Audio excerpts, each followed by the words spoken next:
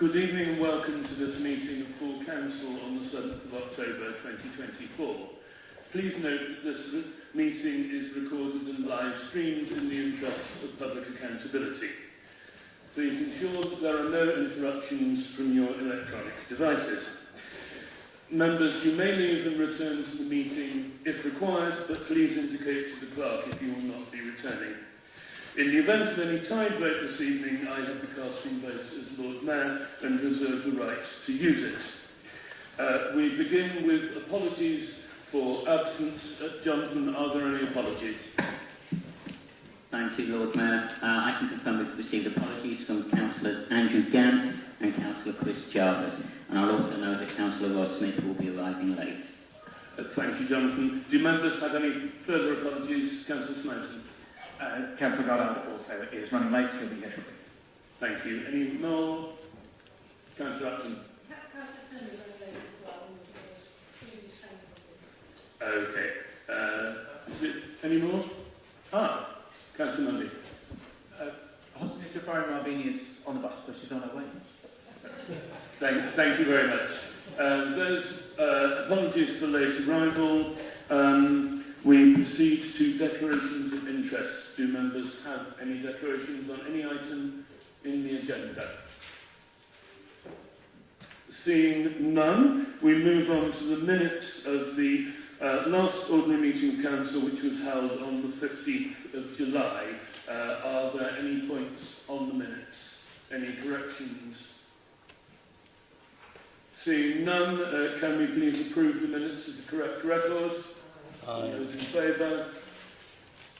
Thank you. Item 4 is appointments to committees. I believe there are a couple. Councillor Brown. Sorry, it wasn't working this microphone. Yes, I would just like to move the report which recommends some changes, I believe, to the Green Group's committee allocations. Thank you. Councillor Muddin, are you happy to second? Yes, I'll second that. Any points on this agenda? I believe this is merely for noting. Oh no, we have to agree the appointments to committees. So is everybody happy to do that? All those in favour?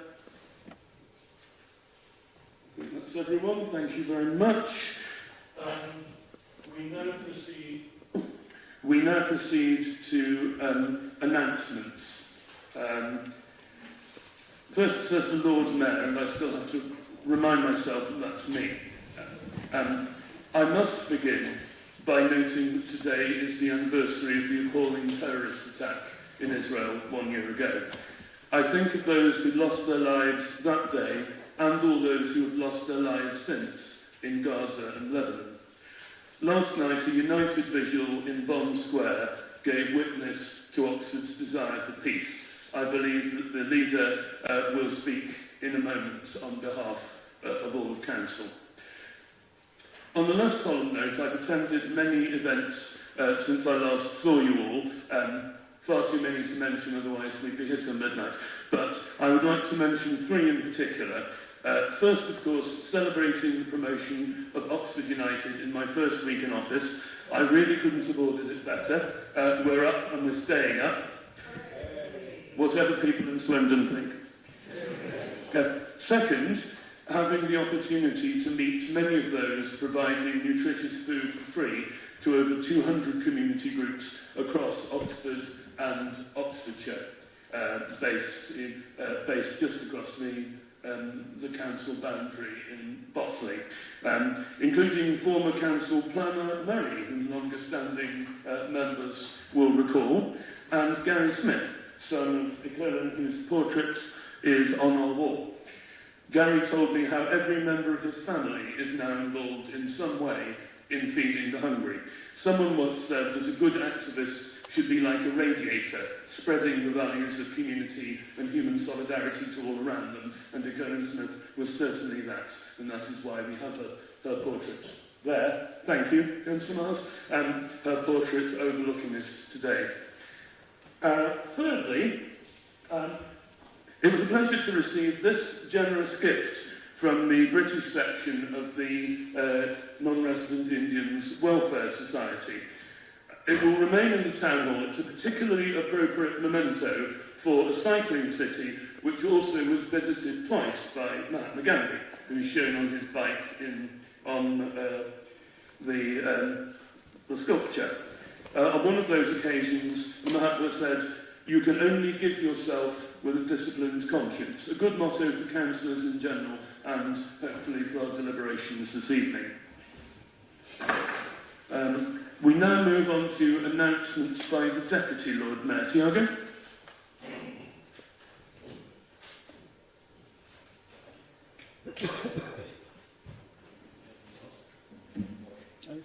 Wrong button, sorry.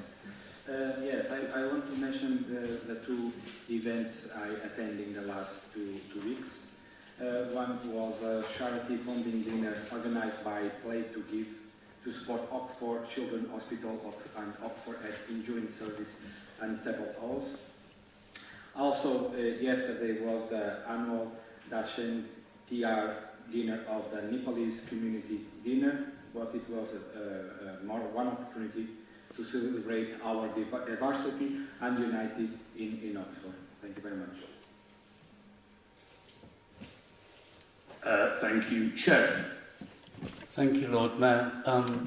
Just over a week ago was maybe the high point, certainly one of them, of the Sheriff's year, which was the roundup on Port Meadow. It was wonderfully flooded, and so my Wellington boots ended up full of water. But we whizzed around in a four-wheel drive and did eventually round up all the cattle, who you may not know are now mainly rounded up, I believe, to test for TB. Unfortunately, none of them tested positive. I was going to thank Councillor Sanderson for coming and doubling the number of councillors who were present. So it was a rather damp affair in every sense, but it should be honoured, and maybe next year it will be dry and much better event. So thank you. Thank you, James. Although I must say that in my day, the cows just saw the glory of the sheriff's chain and walked obediently into the house. Leader Susan, I believe you have some announcements. Thank you, Lord Mayor. I do. I have three areas to cover. One announcement, a statement on the local plan, and a statement on the international situation. So first, the announcement, which relates to champions. So firstly, Councillor Mary Clarkson continues as our heritage champion and will continue to liaise with Councillor Louise Upton in that role. She'll be joined by Councillor Mark Ligo as our Armed Forces and Veterans champion, and he will work with me on our role in the Oxfordshire Civilian Military Partnership and with Councillor Linda Smith on work with our wider communities. This is the first time we have met since we heard the extremely devastating news that our local plan will have to be delayed. So I wanted to make a statement to Council about that. We're alarmed and extremely disappointed by the recommendation to withdraw our local plan 2040 from public examination. We are still digesting that information and deciding on next steps. The planning inspectors failed to grasp the seriousness of Oxford's housing crisis and the number of new homes we need to tackle this crisis. And they also do not appear to have heeded the clear message from government which requires all councils to up their housing delivery ambitions. The logical outcome of the inspectors' conclusions will be a delay to proactively plan for the homes we need. The reality is that while the city councils are builders, there are others elsewhere who are blockers. Waiting for a situation where all councils in Oxfordshire are agreed on housing numbers and cross-boundary matters is just not realistic. That's why, thankfully, our new government is planning a reintroduction of mandatory housing delivery targets. Our approach to the number of houses that we need has not changed since our last successful local plan. The way in which we carried out that test has changed, but not the need for a larger number of houses than the standard test. Yet we are being told that this time there are no exceptional circumstances and that we should continue to use the current standard method, the one that we already rejected in our last local plan and was rejected by the new government, for working out how many homes we need. This would mean fewer homes being built and far fewer than we actually need, and it's a U-turn from our previous local plan, where inspectors agreed Oxfordshire's exceptional circumstances justified the need for more homes. The current standard method is not fit for purpose and flies in the face of the government's policy intention to overhaul a broken national planning system and deliver 1.5 million homes. The current standard method doesn't even take account of population increases that have already happened in Oxford and across Oxfordshire, recorded in the census. Using this discredited method to calculate how many homes we need would make the city sounding crisis worse. We also strongly dispute the finding we have not met the duty to cooperate. We have a long-standing history of working collaboratively with neighbouring councils and other stakeholders on planning issues affecting Oxfordshire, including during the preparation of this plan. This finding relates to a single 5-month period in 2022 after the collapse of the Oxfordshire Plan 2050 that involved all 5 district councils. Let us not forget that plan was collapsed because South Oxfordshire and the Vale of White Horse chose to withdraw their cooperation. In the subsequent period, we were working with Charlotte District Council to commission Housing and Employment Needs Assessment, HENAR, as a joint evidence base for our respective plans. Oxfordshire's other districts declined the invitation to take part in this project. However, they were offered the opportunity to engage with the findings of the work. The duty to cooperate is not a duty to agree, nor should it be a charter for those who object the loudest to be able to block the building of desperately needed homes. While the Council strongly disputes the inspector's findings, as it is confident it engaged appropriately with neighbouring councils, the National Planning Framework gives no way for us to appeal the inspector's findings.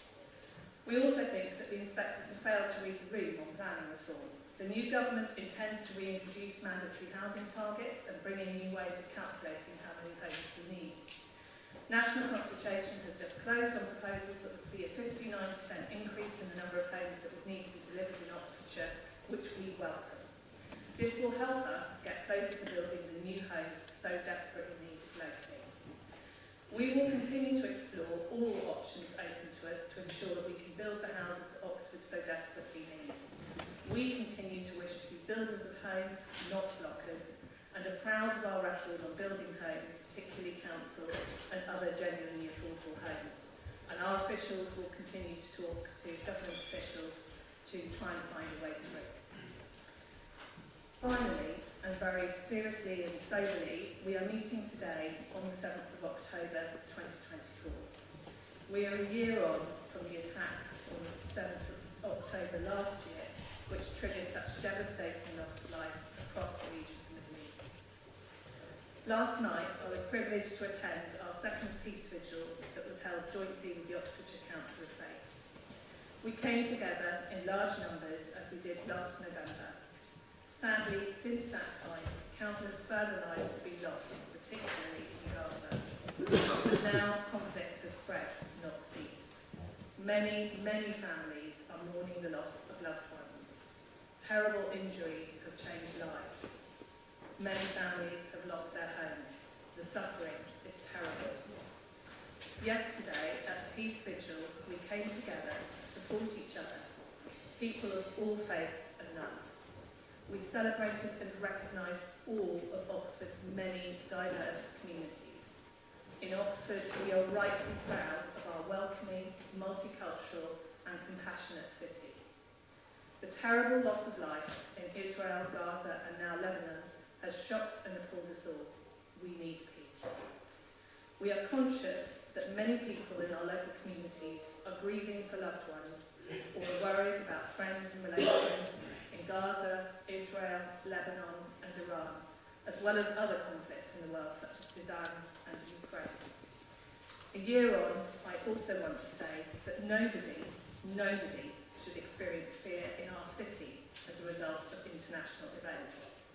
No one should feel worried to wear a symbol of their faith or culture, whether that's a hijab or a Star of David. Oxford City Council stands shoulder to shoulder with people from all communities in our city and county, coming together in peace and solidarity, irrespective of their faith or background.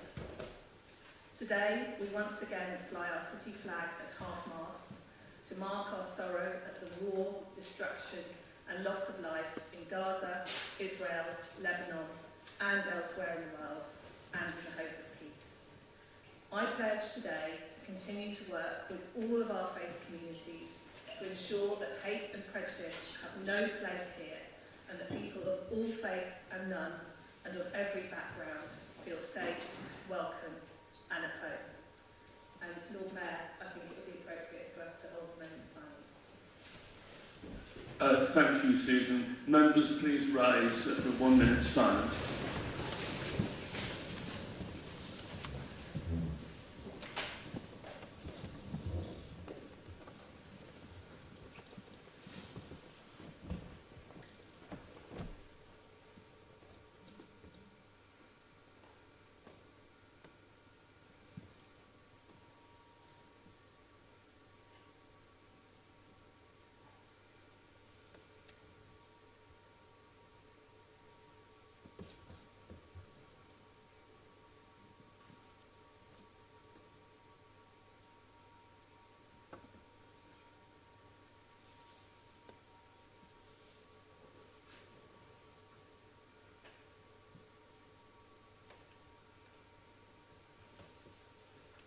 Thank you. Please be seated.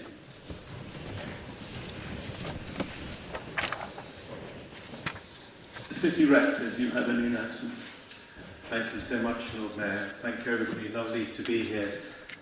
Very moving words, if I may say, Councillor Brown. And if I may go to a slight tangent, I was thinking this weekend that all of us have to face so many different anniversaries in our personal lives, as well as noting big public anniversaries like this. And I was thinking last night how we handle those anniversaries as the years go by say so much about us as people.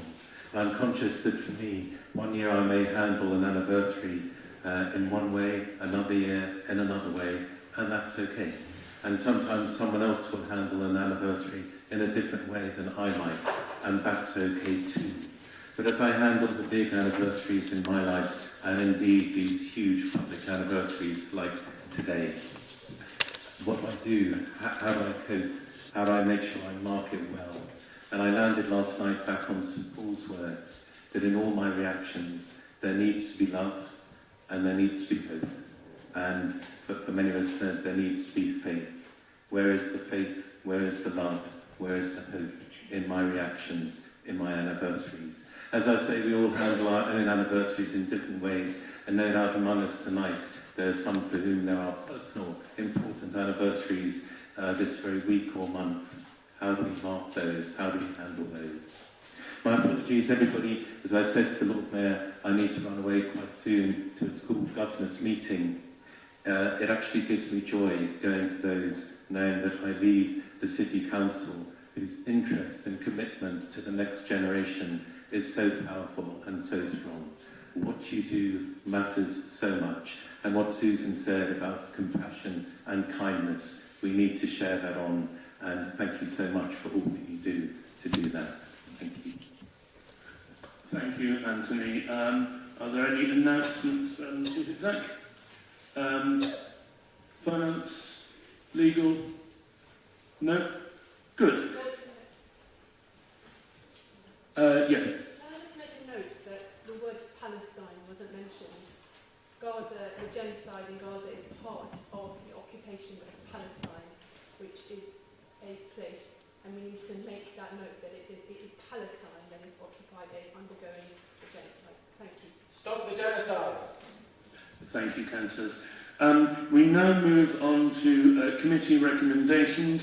The statement of gambling licensing policy, and I believe this is Councillor Miles to the first. Thank you very much.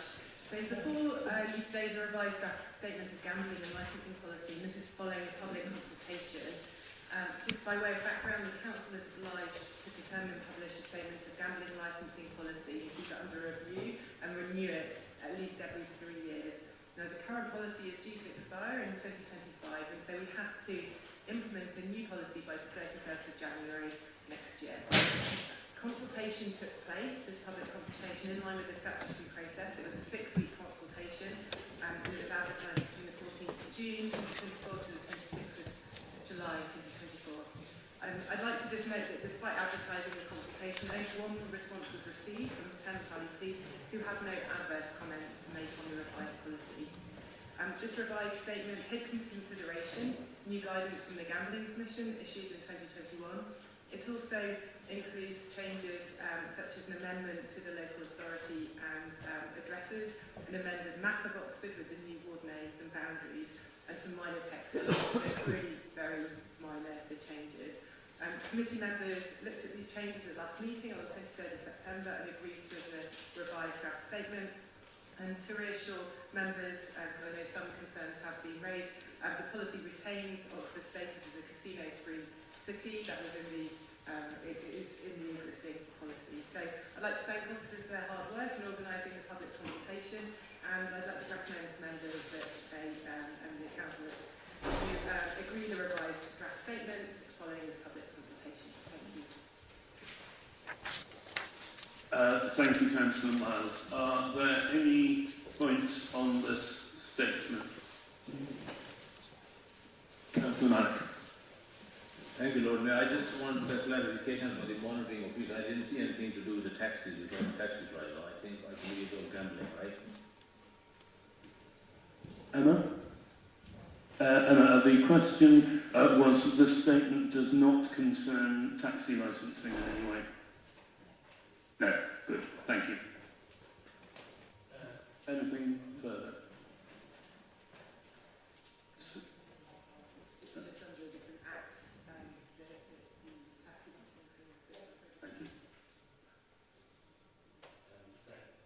Thank you very much. That's why we have two separate licensing committees. No further contributions. Good, in which case we are called upon to agree the revised draft statement gambling licensing policy following public consultation. All those in favour? Lord Mayor, I'm not sure it's been seconded. Do we have a seconder? Thank you, Chris. All those in favour? Thank you. Any against? Any abstentions? One abstention. Thank you. That is agreed. We now proceed to item 8. This report contains exempt information pursuant to paragraph 3, part 1 of Schedule 12A of the Local Government Act 1972.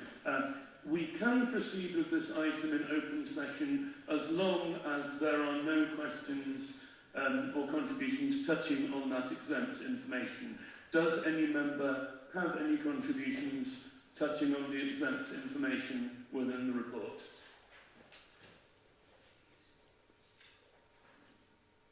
I'm seeing none. Good. In which case we can proceed with the report, although there will be a limited amount that we'll be able to say about it. Councillor Brown. Thank you, Lord Mayor. So this report sets out Chief Executive's proposals for changes to the senior officer structure. That has been discussed in consultation with all group leaders. The new structure is designed to deliver management cost savings while building a broader leadership team and to improve decision making. And Council is being asked to approve this because of the pay structure involved. The only other thing that I need to put out into the open agenda is that this is because of the changes to the management structure. We need to formally reappoint Nigel Kennedy as the Council's Section 151 officer and Louise Chapman as the Council's monitoring officer within the revised management structure, and obviously that does need to be in the open agenda. So can we, I therefore move the report with those two things to be flagged up on the open agenda. Thank you. Do we have a seconder? Councillor Smoton, would you like to speak? No. Taking account of what I said, does any member have anything to say on items that are on the open agenda? No? Good. Good. In which case, the motion is proposed and seconded. We are asked to agree with the report. Can I see all those in favour?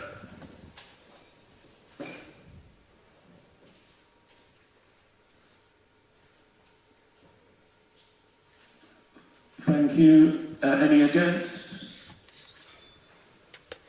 And any abstentions? Carried unanimously. Thank you.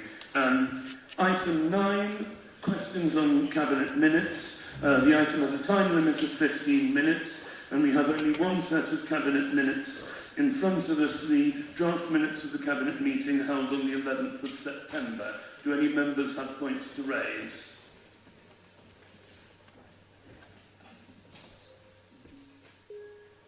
Seeing none. Wow, that is unusual.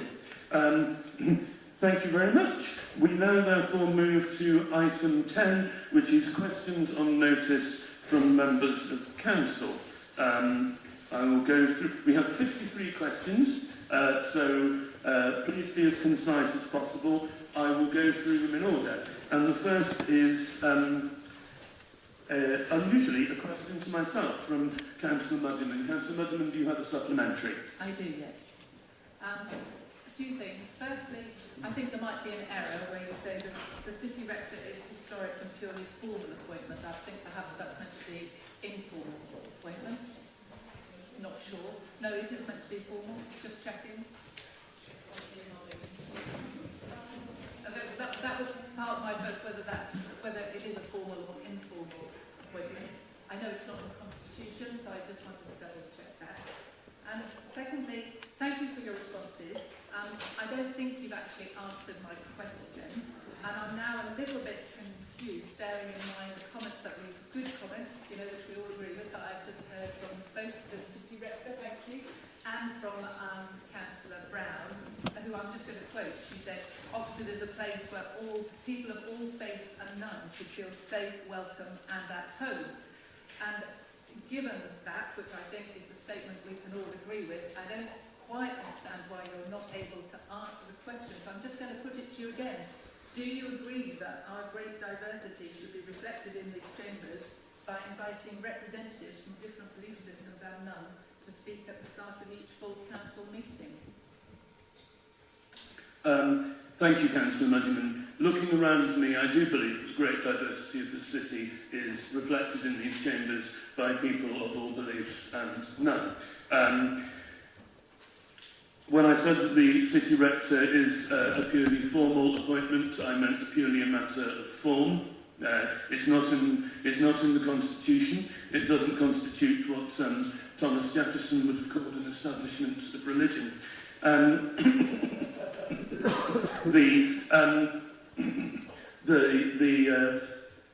There is a historic tradition that the city rector attends council meetings because the town hall stands within the parish of St Michael at the North Gate. Most institutions in this country have a similar tradition.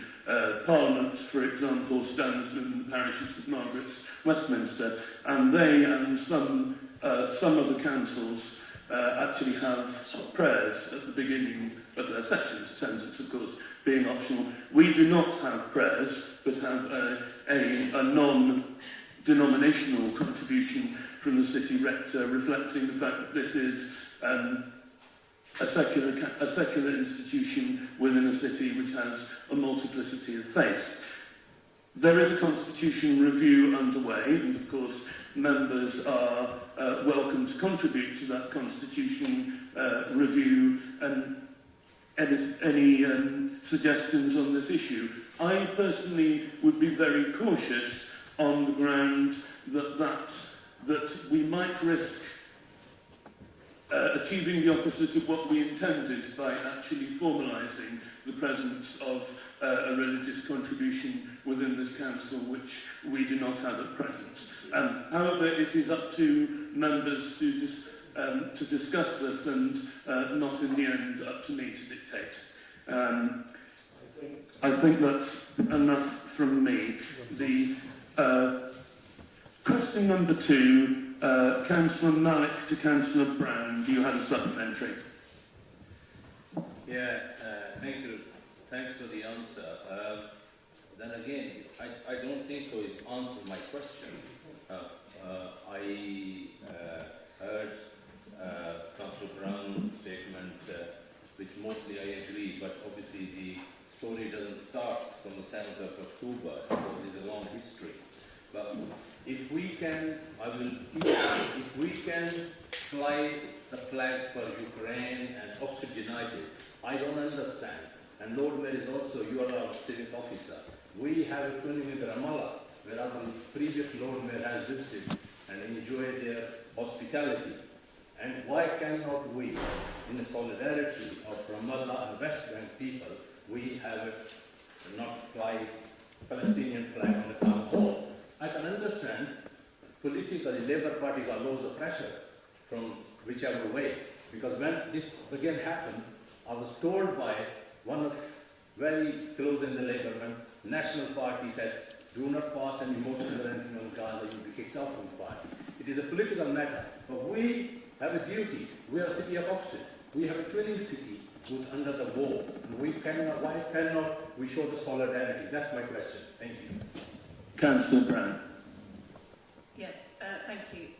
We have also been asked to fly flag Israel, and we have not flown flag Israel and have not flown flag Palestine. We've chosen in this really difficult situation to fly our city flag at half-mast in reflection of the loss of life across the whole Middle Eastern area in both Palestine and in Israel. And I think that that is the best solution that we can come up with as a city council.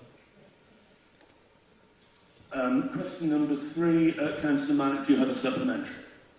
Thank you. Thanks for the answer. I totally don't disagree with you because I didn't want to interrupt when you were answering the question about Israel. I mean, this has happened later.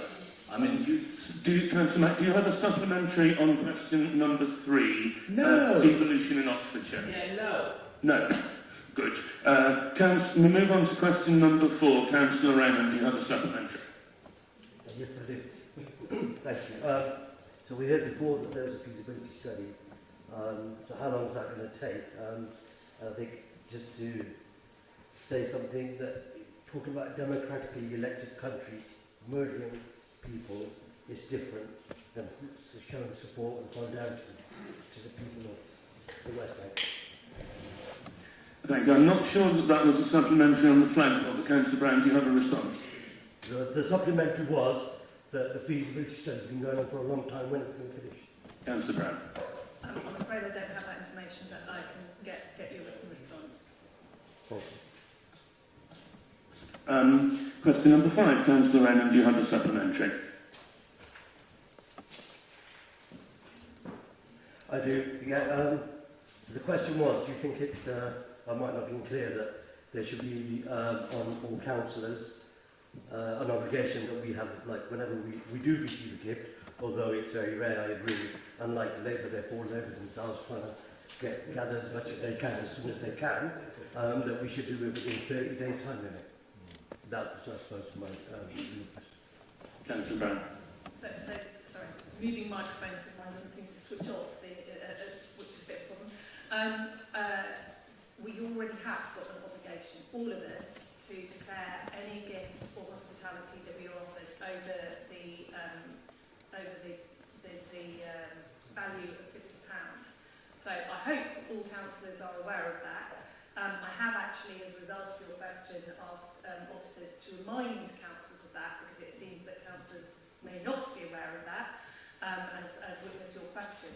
As far as I am aware, no councillor in the last 18 months has declared anything that falls into that remit. So perhaps if anyone feels they might have been offered, and by the way, it is an offer even if you don't accept it that needs to be declared. So if anyone feels they have been offered something that would fall above that limit in their role as a councillor, then they do need to declare it. It will be shown on the council website if you do declare it, because every single councillor has underneath their name and their details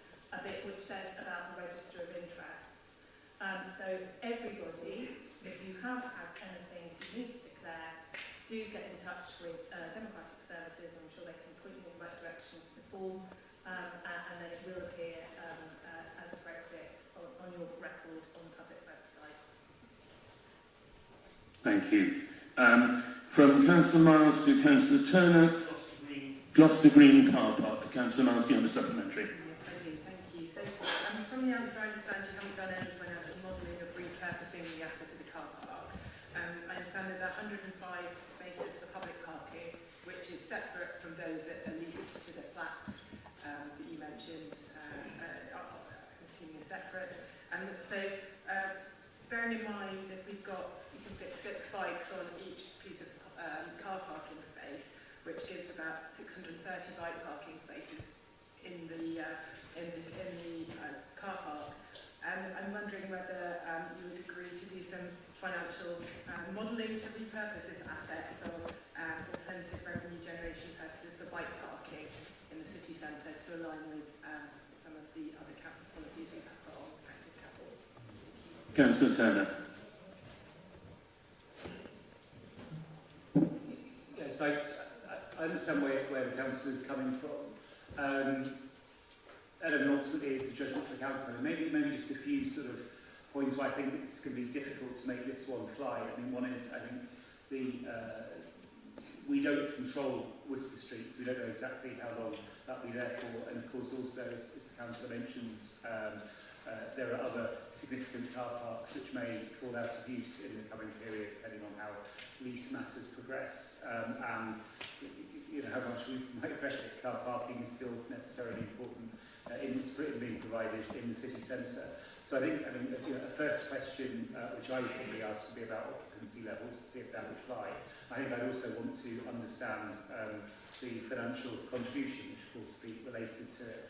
In terms of asking officers to do so, I wouldn't be the person to do it, so I'm not, I'm a humble councillor, I'm not a skilled surveyor who would be able to undertake the work.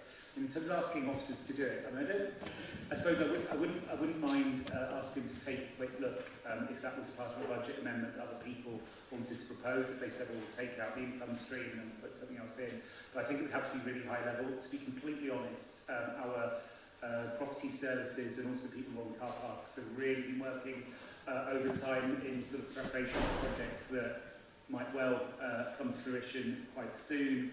I think, you know, hopefully when we publish the budget papers, you'll see that in terms of mitigating some of the significant challenges we've got, that's an area where we're really focused. We've also, and the council has been part of the discussions, got to try and make sure that our various capital projects are kept on track. And one of the problems I think sometimes as members is we keep saying, here's a project we'll look at, here's another project, and it's possible potentially to be dissipated. So I suppose I wouldn't want to commit us to doing a very major piece of work on this, but it's a perfectly legitimate question to ask and try and get a sensible answer to you. I fear it might not quite fly. I hope that's okay. Thank you. Councillor Sutton, Councillor Raymond, you have a supplementary. I do, thank you. Yeah, thank you for your response. I'm just a bit concerned that all of the sort of the responses back, you're hoping that we can do something for somebody along the line at some point anyway, effectively to go through larders.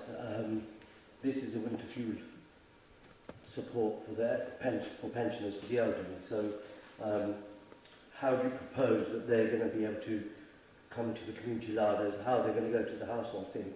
Bear in mind the stuff that you put in about community leaders, what are we doing as opposed to community leaders, what are the council doing? I am a bit wary that we have two prominent councillors that are now MPs and our own MP vote for this bill, so I'm just kind of looking at how this administration really looks at it, because not much in here is saying that we're going to help the people. It's October the 7th today, as we've been reminded. Winter is not coming, it's upon us. By the time what's on here goes through, there's a lot of hope, but nothing. So what can we do?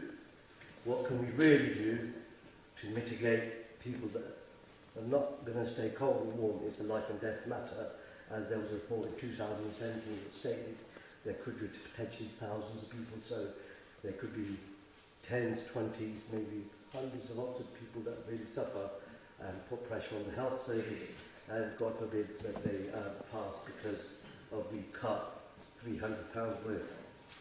The government, Labour government cut £300 worth of allowances that they've had after they've given all their life to this country? What can we do more substantially than hope that we put in there? Because most of that is to the end. It's just hopefully something will happen, but nothing further. Councillor Turner. Thanks. So, sort of slightly repeat the point as a humble councillor, you know, I don't set the budget for the government, and you know, it is what it is, and I'm not sure I see an awful lot about hope in here. There are some substantive points which I'm happy going to run through. So there will be people in the city, there are people in the city who are entitled to pension credit who are not currently getting it, and we know about that, and that shouldn't be so. And so the point about community libraries is really, if there are suggestions about it, you know, let's you know, drop us a line, let's hear about them. It's about sending our officers there, because there may well be people who are pensioners, who could be entitled to pension credit, who aren't getting it. And once we've identified people in that position, we can help them apply. One of the things I've been pushing officers quite hard on as well is whether there's any kind of data matching stuff we can do. So, for example, if people are in receipt of a council tax relief, have been in receipt of it previously, or we can access the national scheme on council tax benefit for pensioners, those records, you know, is there going to be some sort of read across? Can we see that maybe someone's missing out here or something they could get? Because my hunch is that actually direct approach is going to be work better than kind of the bus stop advertising type thing where you put a message out generally.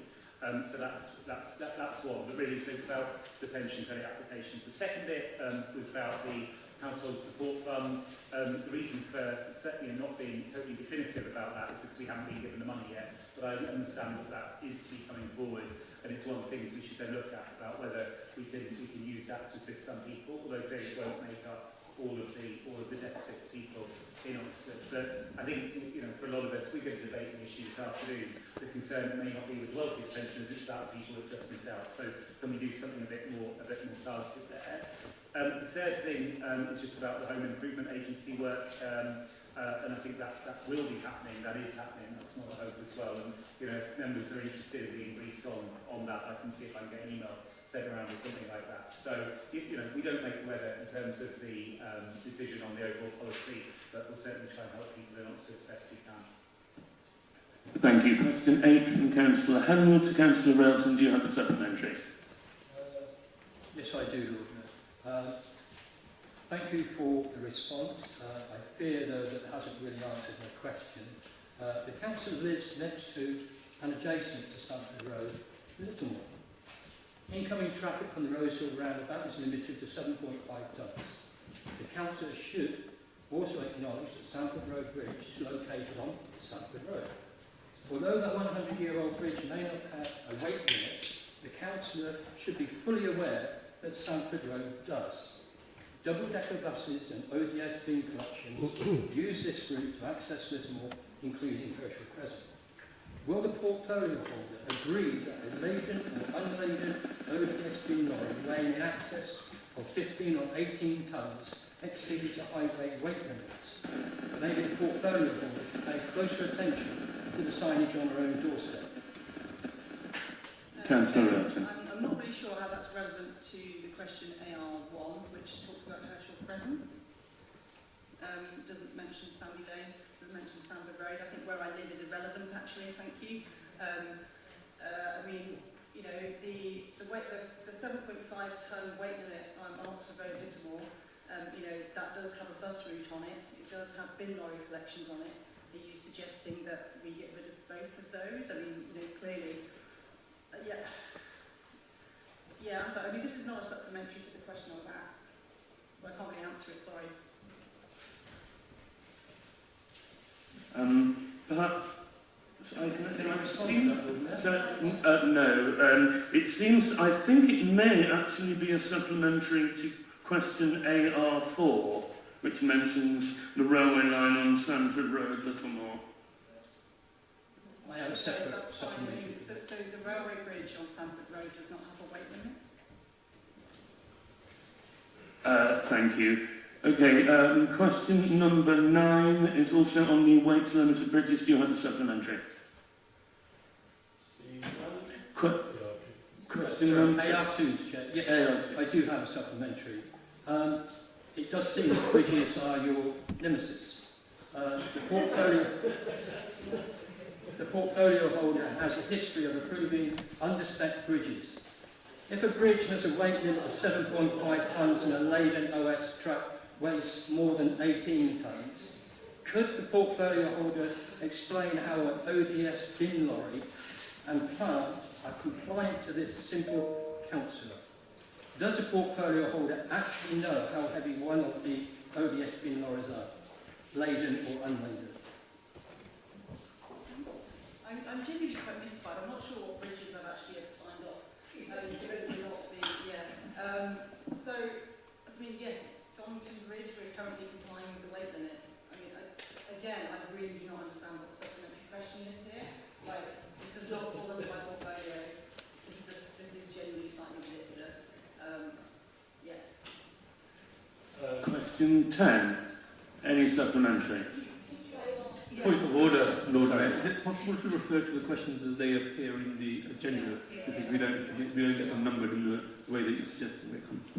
If that will assist members who are having difficulty in counting, I will be happy to do so. Question AR3. Any? Point of order, Lord Mayor. Can I please ask that we keep the conversation polite to each other on all sides of the house, because it seems like it's in the room, it seems like there's these comments about being ridiculous and if you can't number, etc. It's really unnecessary. Thank you. Thank you. If I consider any member as being disrespectful, I will of course say so. Point of order, Lord Mayor. I wonder, in regards to that, whether you might like to retract your previous comment. I understand the Constitution asks for members to be polite to one another, and I don't think the previous comment was polite to me. Thank you. I disagree, but let us proceed with the questions. AR3. Yes, I do have a supplementary, Lord Mayor. The signage on the Sandy Lane Bridge, I refer to, linking Barnes Road and the Leaves, does state that there is a weight limit of 7.5 tonnes, which doesn't reflect in the portfolio holder's response. How would can we have clarification on the weight limit on the bridge, please? Would the portfolio kindly review her response and defer an answer to next session? Councillor Elton? Okay, so AR3 is actually a question about the Sandy Lane West Bridge, which does not exist. I was informed by officers that the bridge on Barnes Road, linking Blackleys Road, does not have a weight restriction. Question AR4, do you have a supplementary? Yes, I do, Lord Mayor. As I stated earlier, there is a weight limit on the Sanford Road of 7.5 tonnes.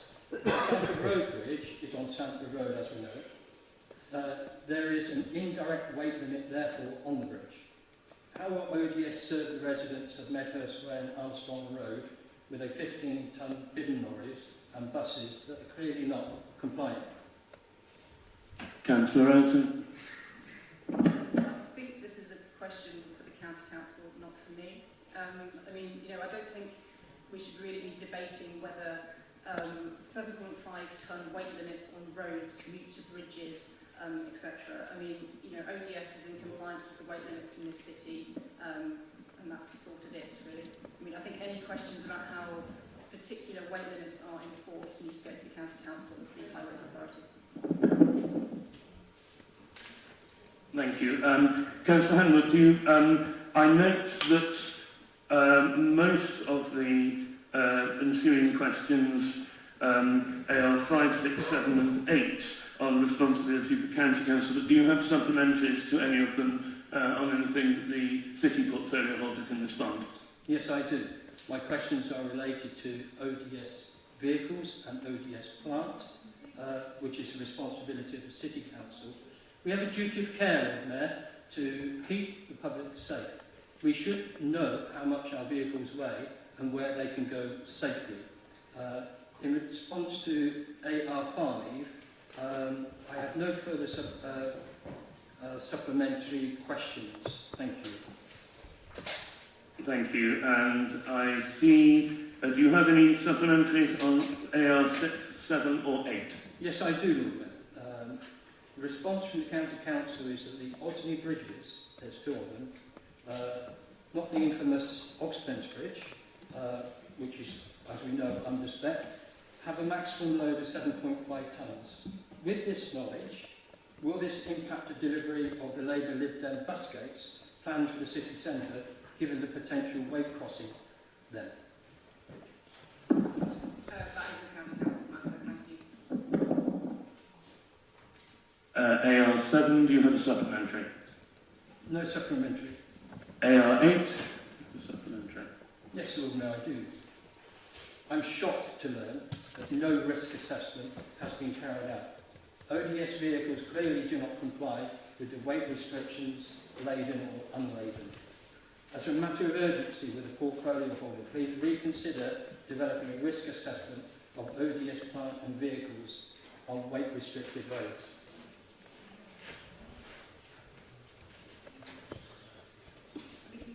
Councillor Elton. Councillor Elton.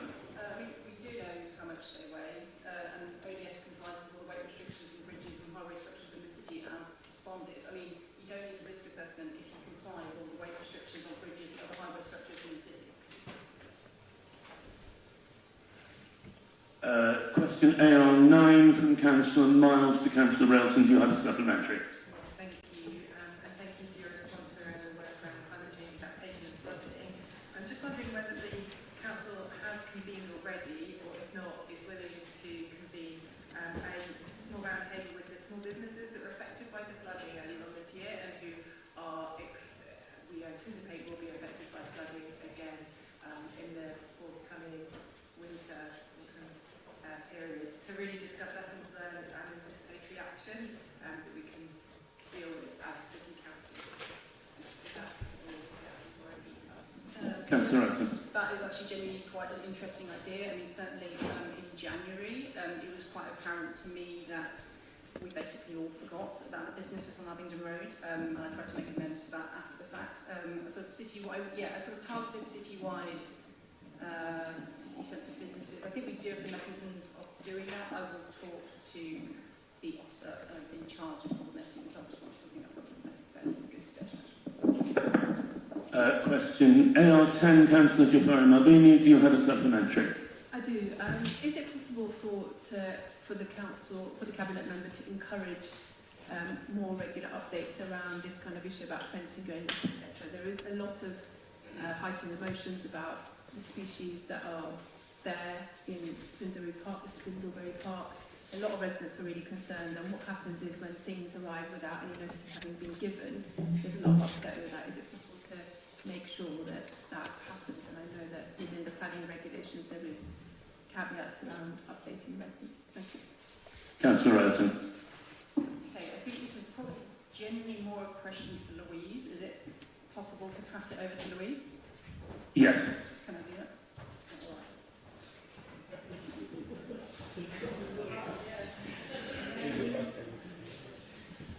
So, there are legal restrictions around some updates. So, obviously, where that's not possible, it's just not possible.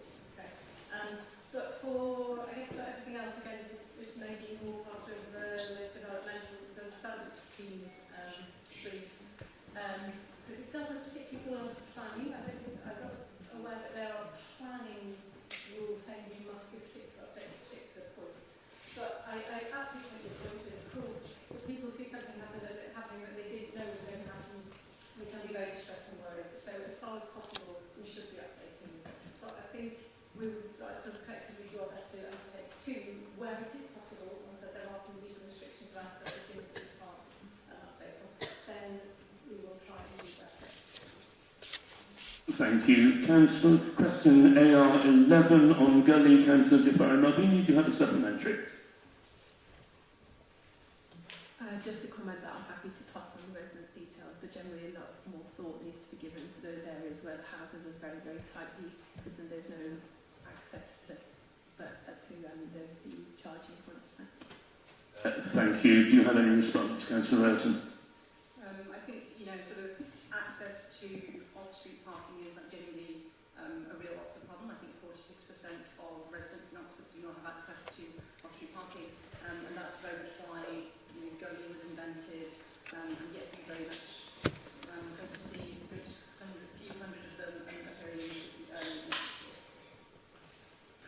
Thank you. Question LA1 from Councillor Raymond. Do you have a supplementary? Yes, I do. Thank you. Yeah, thank you for your response. Just a couple of things I want to know. I again want to put on record how well Thames Valley Police have supported your communities and how fast rapidly they responded. I'd also like to thank the officers actually at the Community Council that collaborated with the police. However, I would say that not many councillors have been involved with the local community. For the example of the church of Legal Street, nobody's contacted them, nobody's contacted any of the foremost that I have spoken to so far. So I am a little bit concerned about us, all of us, it's not just one side or the other, how elected representatives, what we're doing to support, help the community that we belong to. And I think that we've let our community down as a whole.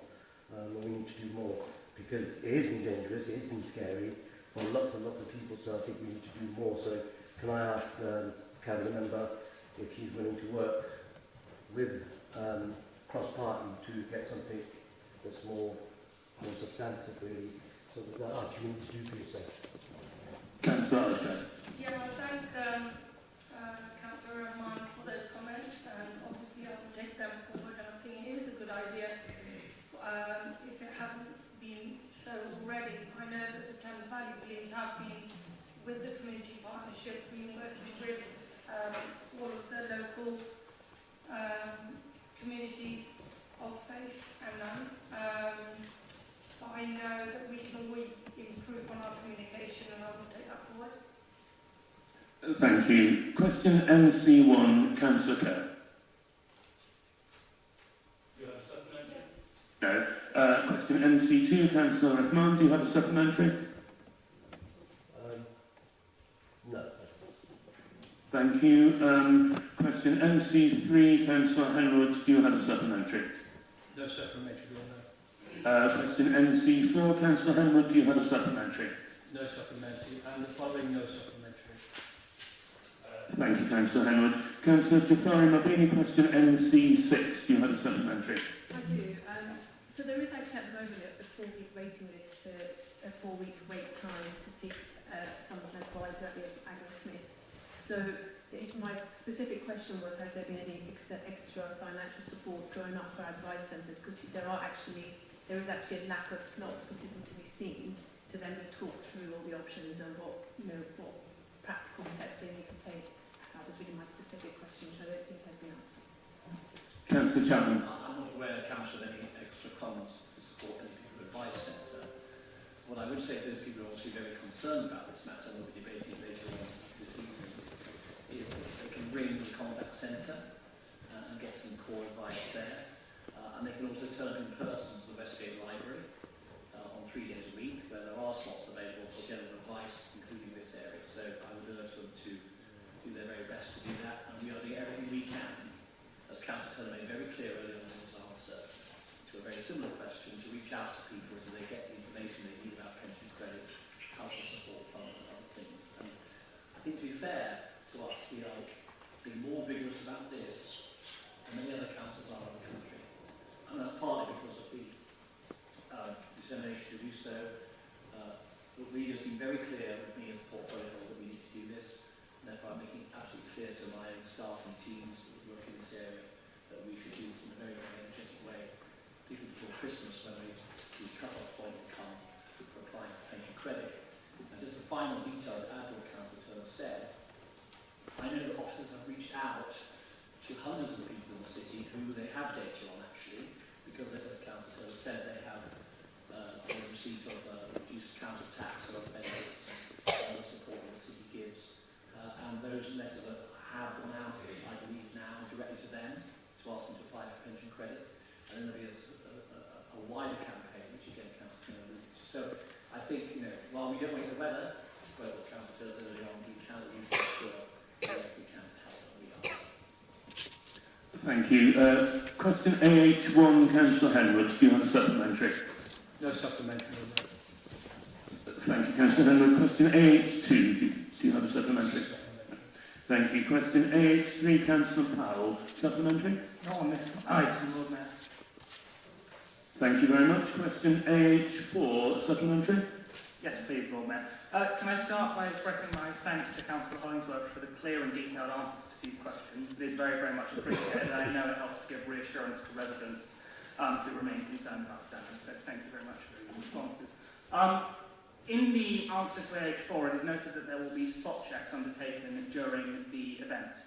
Could you just expand a little bit on the content of those spot checks and specifically on sort of how they will be used to ensure that the plan is adhered to in the agreed way? I'm sure residents will feel reassured with that extra detail.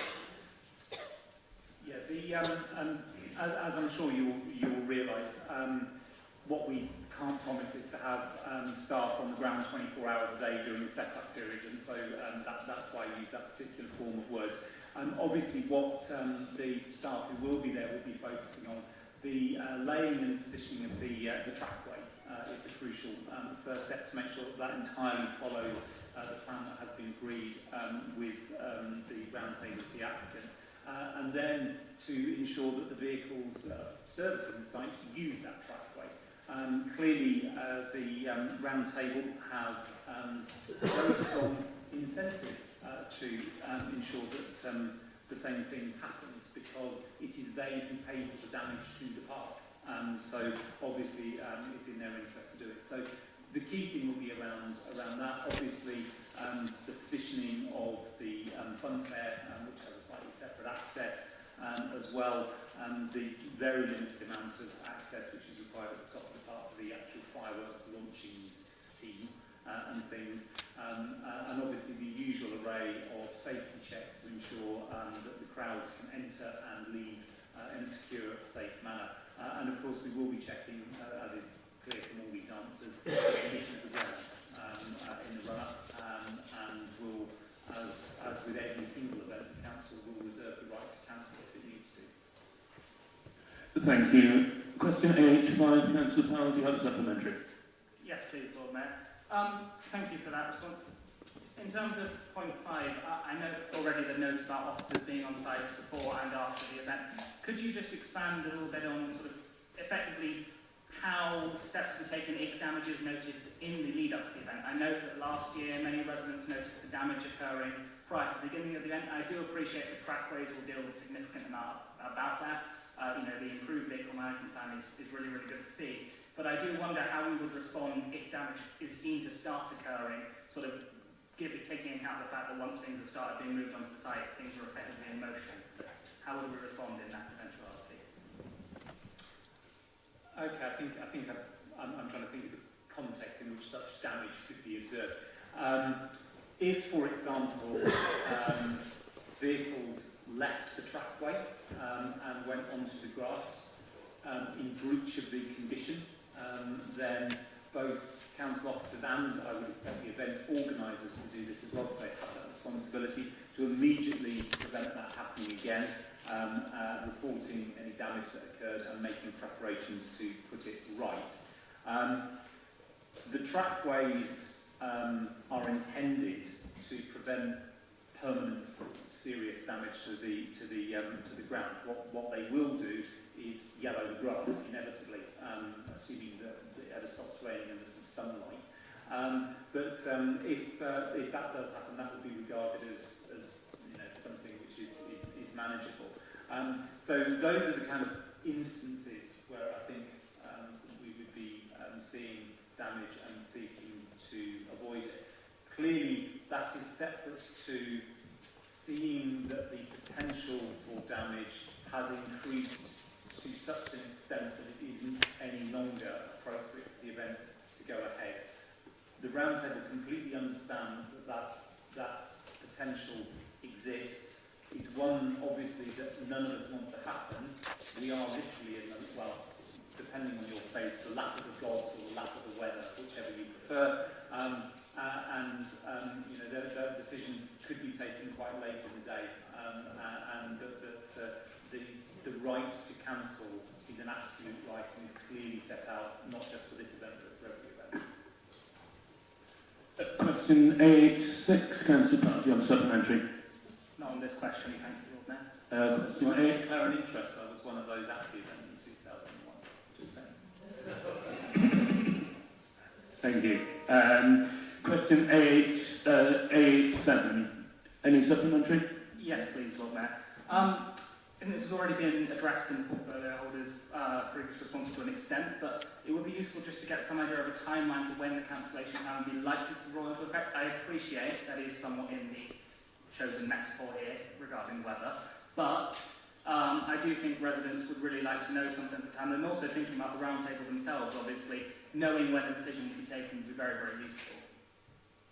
Yeah, the reason for publishing the additional protocol is to try and give some additional reassurance and certainty to the roundtable in particular, and indeed to any other event organiser who's looking at an event in a location where ground conditions as well as weather conditions are going to be at issue. I'm afraid, though, the answer is we just don't know. We just don't know. I mean, if you think back, I think to last summer, not in Oxford, but the cancellation of Boardmasters in Cornwall happens, actually as the event was beginning, because adverse weather conditions came suddenly and were acute and were dangerous. So you just don't know. These are outside our control. The only thing I can offer is going to be clearer earlier in advance if the ground conditions are unacceptable than if, say, there is an unforecast extremely high wind which would put people at risk. So I'm afraid I can't answer that question. Question AH8. Any supplementary? Yes, please, Lord Mayor. Essentially, thank you. Would it be possible to liaise with you and to agree a time to set up a chance to meet with concerned residents? Because there is still a lot of concern in my ward regarding this, and obviously we are all ultimately invested in trying to make sure there is the best possible outcome for the park, and I do think a lot of the sort of heat in this issue could well be dealt with by a meeting where residents get the chance to have their concerns listened to by yourself and by relevant officers. Yeah, I'm sure we can arrange such a thing, and my experience is, to quote the late and great Maureen Christian, who very often liked to put herself in front of public meetings as a councillor, where people would shout at her, and eventually somebody would shout, "You're not listening," and she would go, "I am listening, I'm just not agreeing." I hope we wouldn't ever get to that situation. But yes, obviously, I completely understand, and I think I put it in the answer and I just reiterate it. There are two opinions here which it is impossible to square. There are a significant number of people who don't want any events, least of all this one, to go ahead ever again. And there are also an awful lot of people across Oxford who would be desperately disappointed if we cancelled the fireworks event forever. It is not going to be possible to meet both those needs. I've set out what I've tried to do in answers to you and to others as portfolio holder, which is to try and get an event which can go ahead and which doesn't damage the park. And I'm very happy to meet with people to say that, even if it will not necessarily make all of them happy. Thank you. Question 8-9, Councillor Rahman, do you have a supplementary? No. And question 8-10, supplementary? Yes, I do. Thank you, Alex, for that. I know it's been hard to square those two that you've just mentioned, actually, but I would want to, I want to elaborate on that. I've been going to the fireworks display for over 50 years, and therefore it's not just belong to St Clement's Ward or the ward surrounding it. It belongs to the whole of Oxford. When we talk about cancelling something like this, we talk about cancelling something like St Giles Fair. Maybe not as long as that, but it's within the fabric of this city. So therefore, my question was really that I know we're trying to limit the damage to the park, and nobody can say there will be no damage, but everybody wants as least damage as possible. But we don't want to make it so draconian, so difficult for the roundtable people that it's not viable to become so difficult, because it's part of the fabric of our city. Without the roundtable, Oxford's not complete, and I think lots of people will agree with that. Councillor Hollingsworth. Yeah, thank you very much. And given where Councillor Raymond grew up, I'm glad he went to it rather than just watch from his house in Green, which would be able to do, I think, certainly fireworks anyway. I think it's The point that you've made in the preamble to the question is absolutely right. This is a long-running event which belongs to everyone. The park was granted to the people of Oxford, not just some people, it's all people. And so trying to strike the right balance, I think, here is really important. I think I would draw attention to what I've said in the written response, which is that last year's event and the damage that it caused was not just damaging for the park, upsetting for local residents and for broader residents, but because the round table had to pay to put that damage right, will have damaged the viability of the event far more than what we have agreed with them. It's certainly not coercive, it's very much a collaborative approach that we've taken to take out the fire, which was the major factor that caused the damage, the preparations for the fire, and to think about ways in which other things can be done to reduce the damage. And that should make it a more viable event than last year's. I don't know what the total net take, as it's were, for the round table from last year's event, but given the amount of money they have to pay to put the park right, I think this year's is likely, if it goes ahead, cross fingers and touch wood and, you know, weather gods and all the rest of it, being willing, I think this year's will be more viable than last year's. Thank you. Question CM1, I'm looking at our officers here. I should probably declare, for the sake of absolute probity, as I have been involved in negotiating the phasing plan referred to by Councillor Monconga in his response, but purely as a third party brought in to help, not as a member of any community group, is I don't think there is any reason for me to absent myself. No, I'm seeing. But so do you have a supplementary, Councillor Smoten? Yes, Lord Mayor, thank you. Relevant also to one of the forthcoming questions, and I imagine this will surely be a follow-up by email. Could you also set out how many groups have had their time slot displaced from the one that they were operating in prior to the takeover of the later contract? Thank you, Councillor Smoten. I'm not aware of any group that has been displaced. If you know of any group, let me know. As the Lord Mayor said, and you were present as well when we were negotiating, any group that is facing difficulties, they are welcome to contact me and we'll update them. Thank you. CM2, Councillor Coyne, do you have a supplementary? Thank you very much. CM3, Councillor Malek, electric bikes, do you have a supplementary? I do, Lord Mayor, thank you. Thanks for the response, but I'm very disappointed in your response, because when you stated 15.5 is just not a speed. I mean, City Council are in charge of the parks and they have the power to restrict what goes in and what not. My question raises, because I have worked with the young families and the dog walkers, and Marsh Park is a very unique park when you have 3 different cycle parks going through. And I supported when Louis started the initiative to put the cycle lane through the parks, and I met on site and I supported the idea. But 15.5, if you are elderly, you are frail, enjoying the walk, or you with the small children, or you're walking your dog, and don't you think it is a dangerous, because if they collide, I mean, nobody's questioning the modified batteries here because they're illegal anyway, it doesn't matter where they ride. But why, and the question, supplementary question is, what will happen if somebody gets seriously injured? Do we have in a danger of council being sued? Because that's our premises, where we have our rights, we could have avoided that.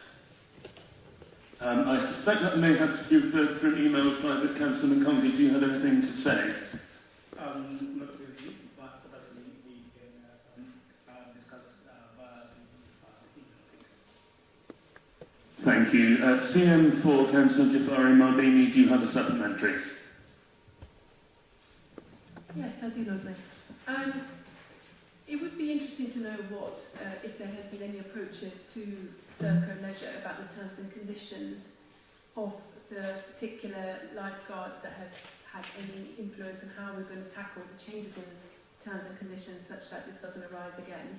When I was part of your group, I spent quite a lot of time with Councillor Upton trying to, I know there was a big effort to try and recruit women lifeguards, and it is really, really disappointing to see all three of them who were recruited and trained through quite a long search have now left after not very long, and I just was wondering what it is about their terms and conditions that might be improved to prevent that happening again in the future. Councillor Montgomery.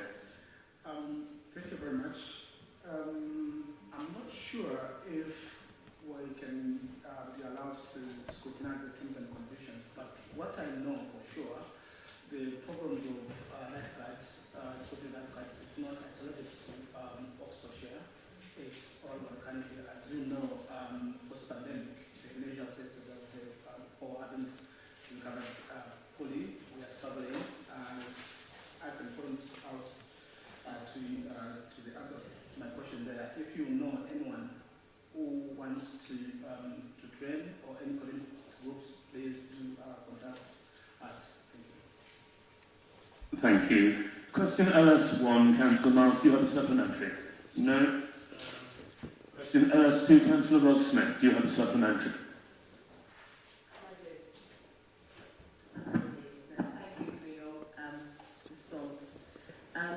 I'm sure the councillors in the Chamber have been contacted by residents concerned about the poor appearance and the decline in homes, businesses left empty and getting into disrepair.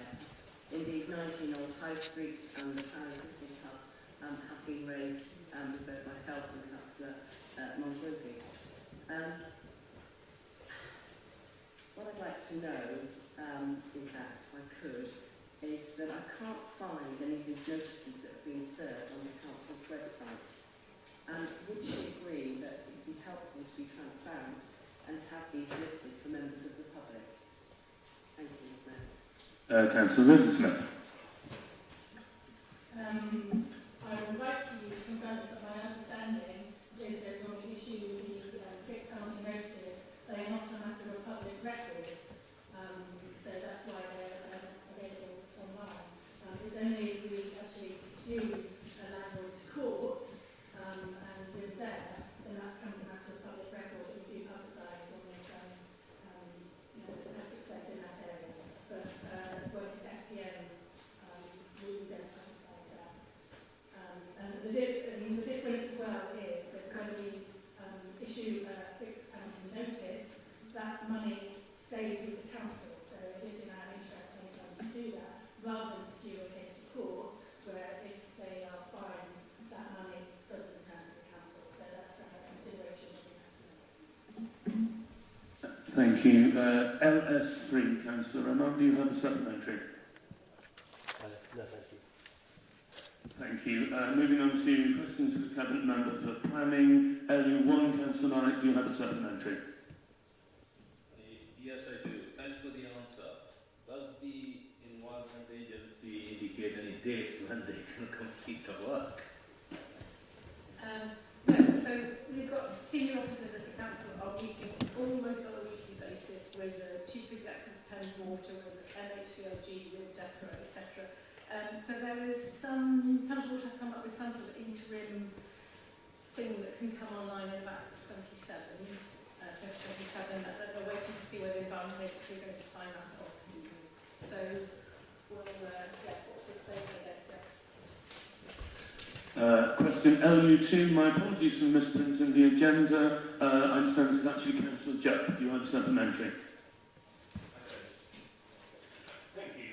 Question LU3, Councillor Morris. Do you have a supplementary? Yes, I do.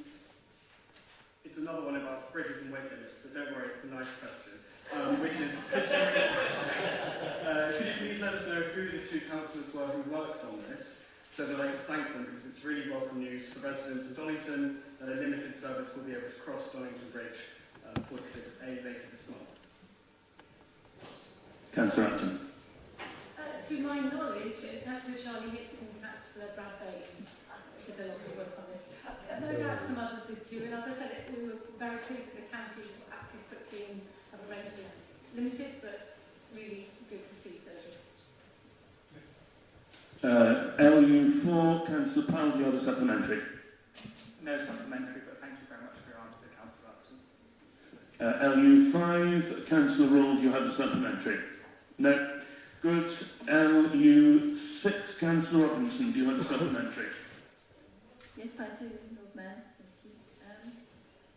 Thank you for engaging with the County Council Inclusive Transport and Movement Focus Group. I really appreciate your answer.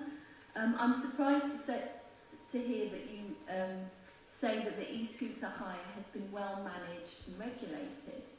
Will you ask the county how many penalties have been issued for bad parking or illegal riding during the pilot? As many of my residents would want to hear that. Councillor Upton. Yes, I can try and get an answer to that. I'm not sure that there actually are penalties that the county council can levy. I think it's more that the voice scooters themselves they've got penalties within the app, etc. that can do it. So, yes, we could certainly ask Void how much. Yes, and I think it's for Void to regulate, but from my resident point of view, they're not hearing about any regulation. Oh, yes, sorry, I'll chat to the county council to find out exactly what we are doing. But I meant it's very well regulated because there actually is legal structures around it, whereas for the e-bike schemes there are none. Thank you. Next question, Councillor Jafari Mabini, if you have a supplementary. I do, but just to make it simple for both questions, LU7 and 8, I was wondering if when talking about replacement, will it be replacement locally in the area of Blackbirdies and nearby, because that is what residents will be concerned about. There's a pitch that when you're talking about replacement like for like, that it is done locally rather than at another site in the city. Thank you. Councillor Upton. Thank you. Yeah, obviously in an ideal world it will be absolutely as close as possible, so that's what our policies are, and it will be, we'll aim for it to be as close as possible. We are discussing probably over the British Parish Council about a possible site there. Sorry. There's a lot of unhappiness at Small Parish Council about that idea. Thank you, and thank you, Councillor Jafari Mabini, for combining your supplementary questions. LU9, Councillor Rahman, Berkeley Road. Yes, thank you. So, I appreciate that both councils wanted to get the information out quickly, but the Network Rail said there was information plans they want to make and stuff they want to mitigate before they released information. Could you tell us what that was?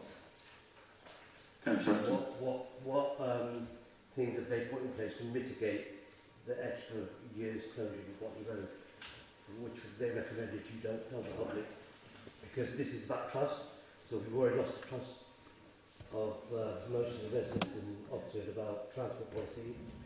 So therefore, when we don't tell the information that we have and we withhold it, we need to justify it. So if you could tell me what the mitigations they put in place, that would be really good. Councillor Upton.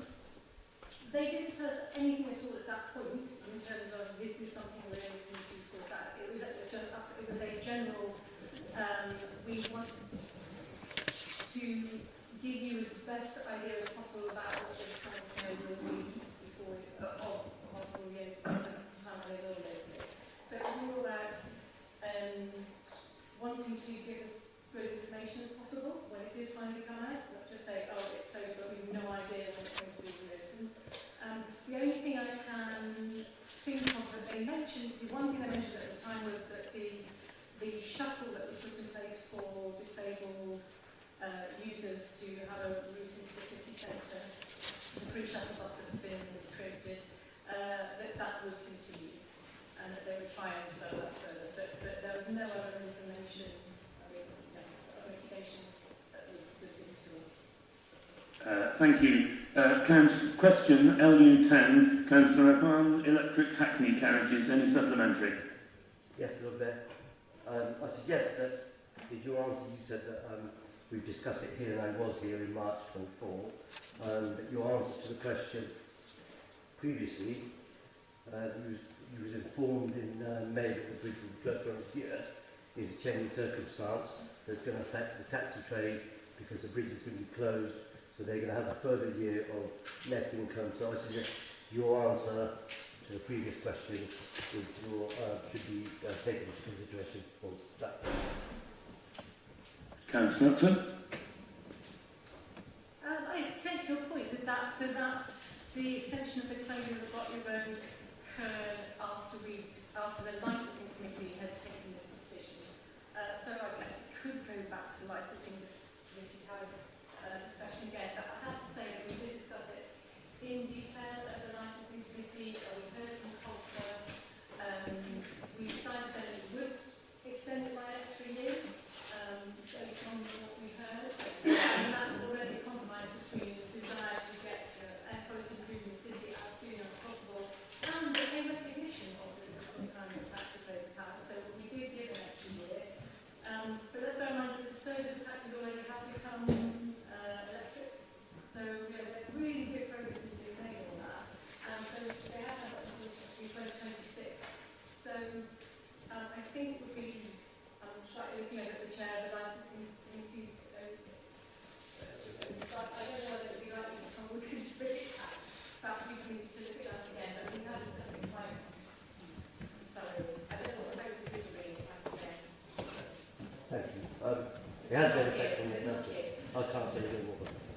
Thank you. And the last question, Councillor Mudgeman, on active cities. Do you have a supplementary? No. Good. Point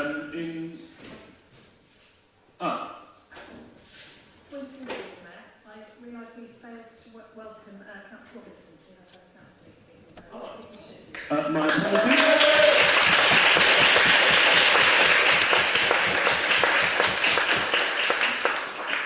My apologies, Councillor. That was my omission. And welcome to Council. We will now take a break until 7 o'clock when we will hear our public speakers. Thank you.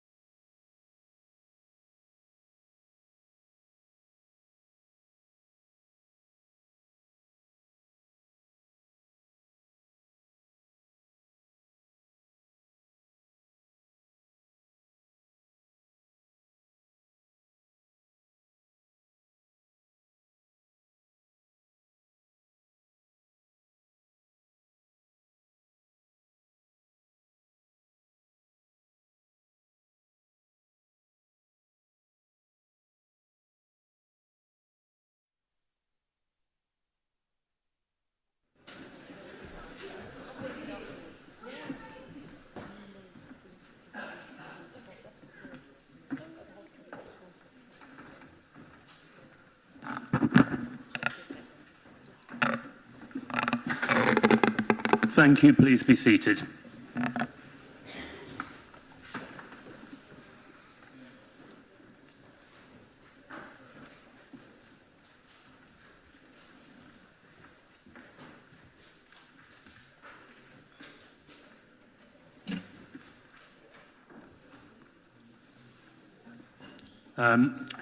We've now come to agenda item 11, which is the public addresses.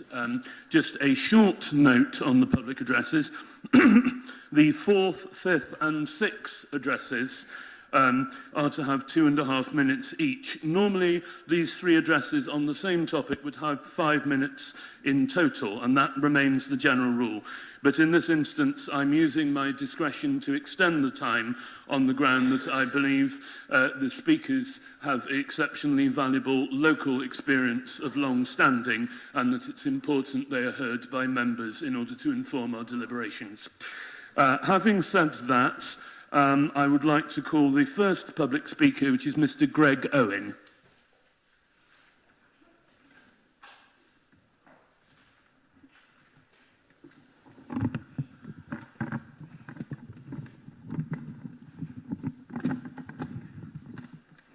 Mr. Owen, thank you for coming to address us. You have up to 5 minutes. Okay. I'm a resident of Greater Leeds and a member of a new group of volunteers, the Friends of Spindlebury Nature Reserve. My question is to the Cabinet Member for Planning. It concerns the Knights Road site allocated as residential in the Local Plan 2036. It's part of the Blackbird Leys redevelopment project on which the Council is partnered with Peabody. The site is under construction and includes part of the Spindlebury Nature Park. I don't know why the Council designated part of our nature reserve for residential use, and I don't know why they have given sole responsibility for it in perpetuity to Peabody, especially as the Council still own it. I do know residents have concerns about it, in my case informed by my familiarity with the Planning Permission and the associated documents and conditions. Condition 9 and its approved Construction Environmental Management Plan dictates that 2 biodiversity exclusion zones were to be established inclusive of this part of the nature reserve. On page 6, paragraph 2.2.2, bullet point 2, it denies contractors access to these fenced-off areas during the construction phase unless associated with the new planting. In the summer, I had fears that changes would happen in this area and the public would not be informed. So I sought assurance from the planning officer, the Council's regeneration manager, and Peabody's development manager that only work by dint of the planning permission and conditions would occur. I got it via emails. But things are different enough now within the exclusion zone to raise reasonable concerns. I have the following examples. The reptile and sediment fencing to protect the slow worms, the exclusion zones and the brook, which the CEMP dictated to be in place prior to commencement, has never been installed. Fencing for these zones has occurred out of sequence. New fences have recently appeared that were scheduled for erection prior to commencement. Huge tree boughs that in the Spindlebury zone have been cut down and the logs stacked by the contractor, not for ecological reasons or safety, but to make way for the new fence. They must have entered the zone. An earthwork has been constructed within this exclusion zone. I know what it's for, but its presence contradicts the access restrictions. Will the member for planning give a detailed explanation of how the continuing works and access to the biodiversity exclusion zones conforms to the planning permission and conditions which can only be varied by written consent? Thank you, Mr. Owen. Does the Cabinet Member have a response? Thank you, I do. Hello, Mr. Rose. First of all, congratulations on the formation of the new Friends group. That's great news. Really pleased to hear that. So, as you mentioned, the Blackbird Leys redevelopment project is going to provide 294 new affordable homes, shops, green spaces and a new community centre for Blackbird Leys. And the site does include part of the Spindlebury Nature Park. It is a really difficult balance when we've got over 3,000 householders on our waiting list for social housing, and homes are too expensive for most people to buy or rent in the city. But at the same time, we really do recognise the importance of green space for mental and physical well-being, and this is reflected in the Council's Green Spaces strategy. Now, this site in particular, planning permission was given for the development, and from that point on, it becomes the applicant's responsibility to ensure that the development is brought forward according to the submitted plans and all the conditions. If a concern is raised with us, a member of the enforcement team will visit the site to ensure work is being conducted appropriately. And this has actually been the case on this site when issues have been raised previously, and our enforcement officers have already visited. But thank you for bringing these additional concerns, and I will ensure that our officers will now investigate the matters that you have raised today, including the earthworks and the access to the biodiversity exclusion zones, and I'll get them to respond to you directly with the details on this matter. Thank you. Thank you.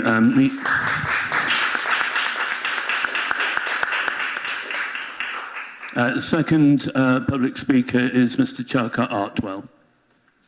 Mr. Artwell, you have up to 5 minutes.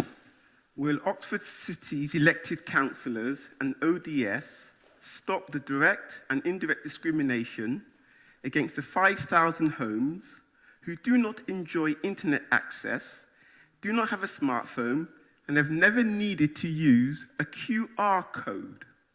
Oxford City Council's discrimination against cash users and against people without access to the internet is an unlawful form of direct and indirect discrimination.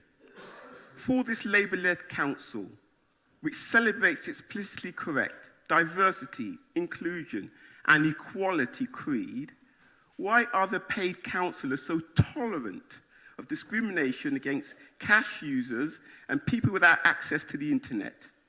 As you are aware, the Governor of the Bank of England reports 5 million subjects of His Majesty do not have current accounts and use cash for transaction, which equates to 5,000 Oxford homes. It is completely illegal and ethically wrong for elected councillors to tolerate this level of discrimination.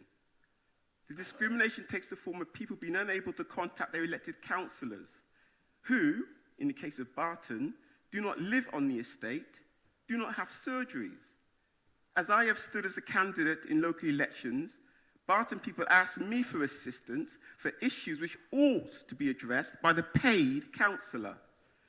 How many of these people many of these people have senior years without access to the internet, and they are effectively disenfranchised.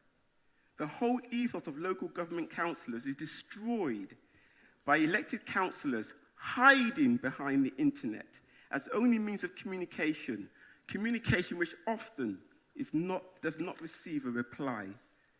Smart parking meters discriminate. ODS has removed its reception at Cowley Marsh and Horsepath Repair Centre. Post Office PayPoint cash users suffer discrimination as transactions are not instant and summonses has been issued as a result. How many council tax summons have been issued by the council to people using the slower cash PayPoint system? Councillors being local, available and accessible are traditions of this Protestant Catholic nation. Will Oxford City Council require its publicly paid councillors to reveal their postal address for people without access to the internet, as hiding behind the town hall for communications does not work? Will Oxford City Council investigate how many council tax summonses have been issued to PayPoint users?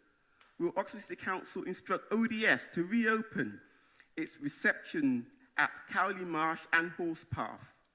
Will Oxford City Council please mandate its paid councillors to make publicly known when their surgeries are held?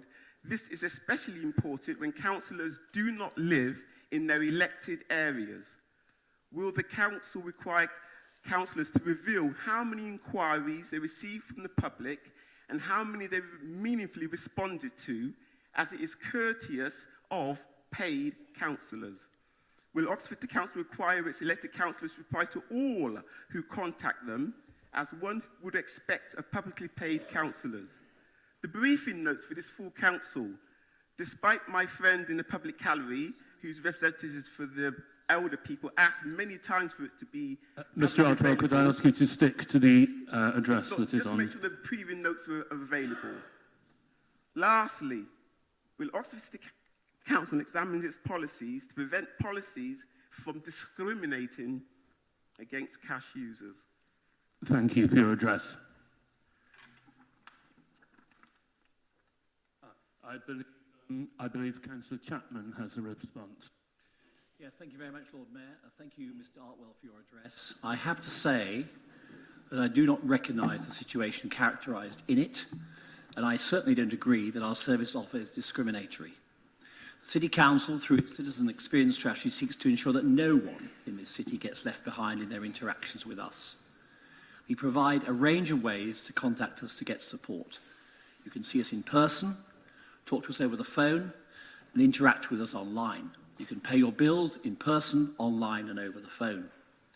We continue to provide face-to-face and other assisted support and help the most vulnerable people to ensure their complex needs are met. We see about 450 people each month face-to-face. Services are offered in the Westgate Library Monday, Wednesday, and Friday, and officers are attending food larder sessions around the city to support residents with their queries. Housing surgeries are held at the Westgate Library on Tuesdays and Thursdays. We will do all we can to reduce digital exclusion by improving citizens' skills and access to technology. We have a digital cafe available in the library every month to help citizens with the use of that technology. Our contact centre is open Monday to Friday, supporting a range of services from council tax, rents, benefits, planning, waste collection, housing repairs. Each year we handle around 180,000 calls as our trained customer service officers offer support and guidance, not just to our own services, but signposting callers to partner organisations as well. We also offer a web chat facility to help people engage with our digital channels. Customer satisfaction with our contact centre runs at 83%, and face-to-face is 97%. There is a whole network of council officers that provide outreach, tenancy officers, community health development officers, to name but a few. And we provide grant funding to enable local advice centres to thrive across the city, which means there is, independent of the council, face-to-face support available in our communities. With regard to payment methods, from the 630,000 odd households in the Oxford City catchment area, approximately 2,300 council taxpayers choose to pay using All Pay at the post office or at a local shop. Most customers who choose this option pay their council tax instalments on time, but a small number do not. Since the 1st of April 2024, persons using this payment method make up less than 1% of those summoned for missing or overdue payments. Direct debit is favoured by a significant number of households, as once the instruction has been set up, the customer does not need to worry about the logistics of paying each month. An Oxford City Council offers a choice as to when to pay, so citizens know what date the payment will be taken from their account, fitting it in around the timing of their salary or wage coming into it. Online payments save time. People do not have to wait in lines, take time to write cheques, or wait for paper bills. Online payments where people can do it also decrease the chance of overdue payments. In summary, we provide a real variety of ways for all the people in our city to interact with us. I believe we have a strong offer that recognises the diverse needs of individuals. We have diverse services to match those needs. I take pride that we still offer extensive face-to-face services and are out there proactively in communities, whilst being one of the most advanced councils in England when it comes to exploiting the digital revolution. And our citizens regularly rate us highly for doing this well, putting us in the top 10 for councils surveyed every month. A very different story from the one painted in the address we have just heard. Thank you.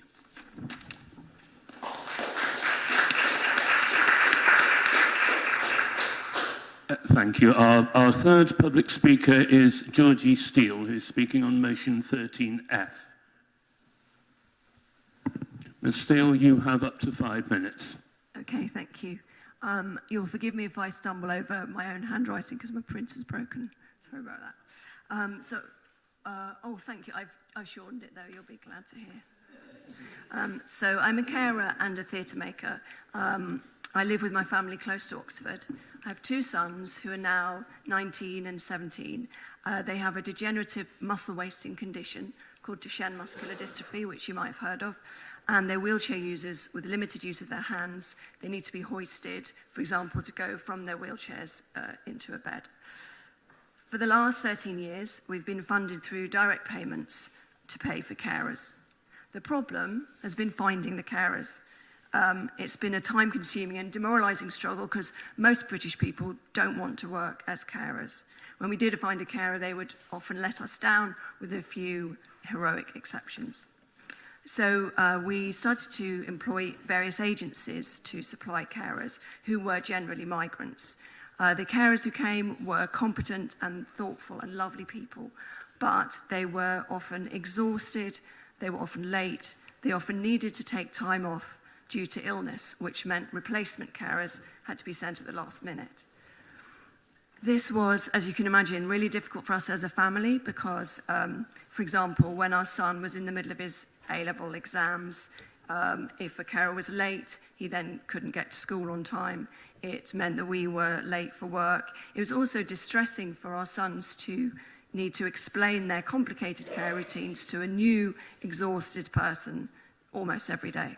But this was really nothing in comparison to how distressing it was to discover why the carers were late, why they were absent. They didn't want to explain why this was, but we gradually understood they were being systematically exploited by their sponsoring agencies. One carer told us that some days he was said, you've got to arrive at 6 a.m. at this place in the middle of nowhere where he was to do some work as a carer, but there was no bus to get there. But the agency told him, you've just got to get there anyway. So he would end up using his wages to pay for a taxi because he was so dedicated that he was determined to get there and do the job. Carers were often placed in poor housing, and most of their earnings were taken by the agency to pay for this accommodation. We really wanted to challenge the agency about this, of course, but the carers said, please don't say anything because they were terrified of losing their sponsorship. They'd been told repeatedly, don't complain or we'll send you home. And they knew that if their sponsoring agency was going to be investigated and shut down, they'd then have to find another sponsor. Trying to find another sponsor is an absurdly brief race against time, just 60 days. One of our carers found another sponsor, but then their existing agency refused to sign the papers releasing them. So, and if carers can't find a sponsor, they have to return home, and then they face an enormous debt that they've got to repay because often they would borrow the money to come here. Some agencies charge more than £10,000 as a recruitment fee. Often this goes near to breaking people. We had one carer who collapsed in the street in Oxford. He was taken to hospital only to be told the next day that he had to go back to work and he couldn't have any sick pay. So we have a badly treated, essential workforce constantly on the verge of collapse, not able to provide reliable care for the most vulnerable people in our society. Not to deal with this is not only cruel, it's also incredibly short-sighted and unwise. So please, please can we improve visa conditions so migrant carers know that they can find a better sponsor more easily if their current one exploits them. It's a great privilege for me that migrant carers are prepared to leave their homes, their children, and their own country to come far away to my home and help look after my children. It's a great shame on us all that they have to do so under such conditions. Thank you.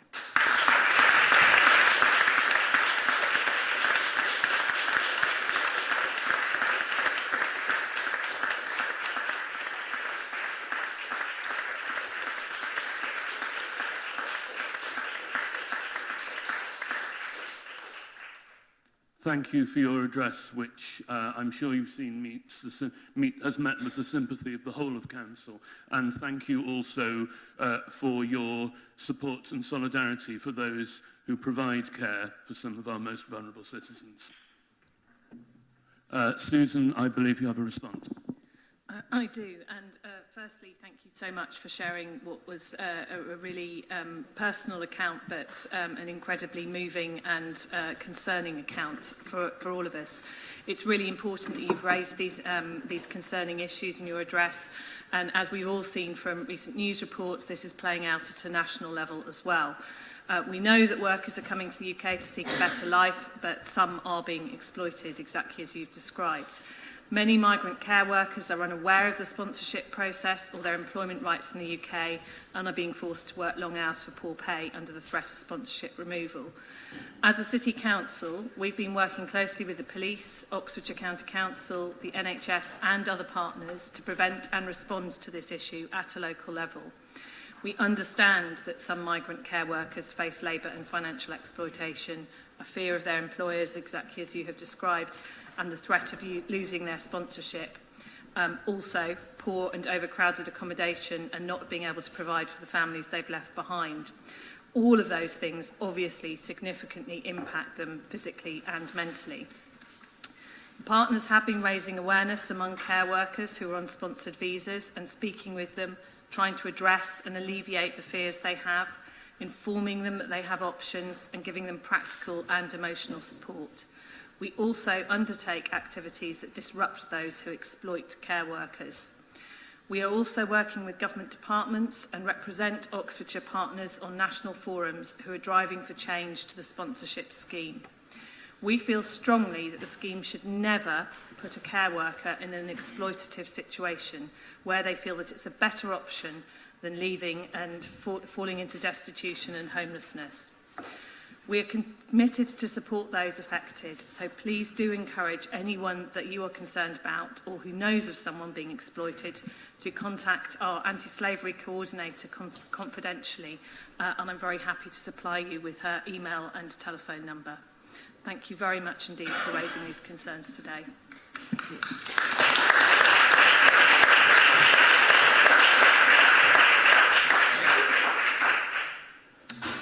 Thank you. Our fourth address, I'm told Sushila Dal is unable to attend, so a representative will be addressing us on her behalf.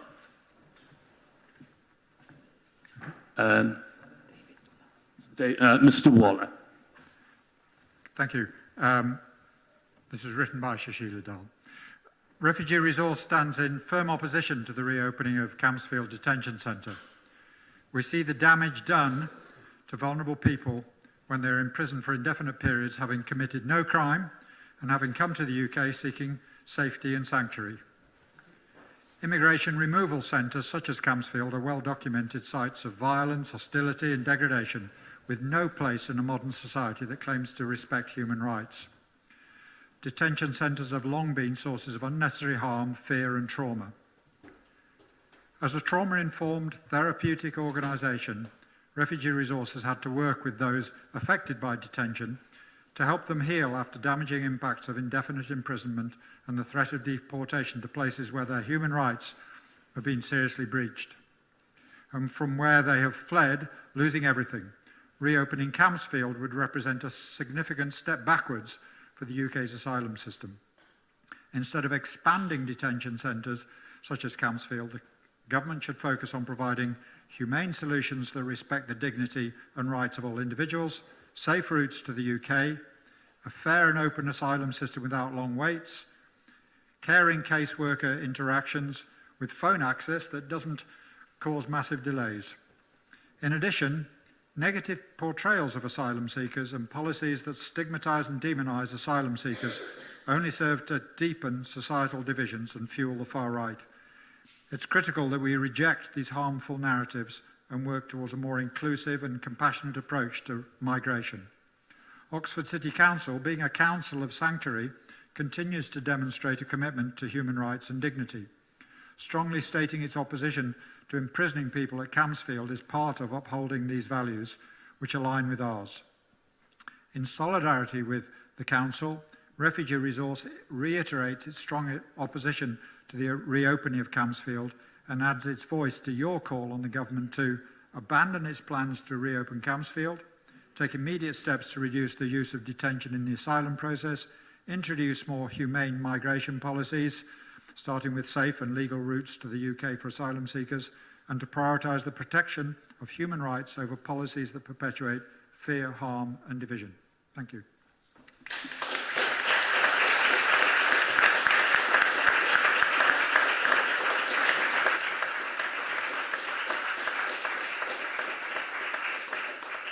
Our next address is from Emma Jones, representing Asylum Welcome.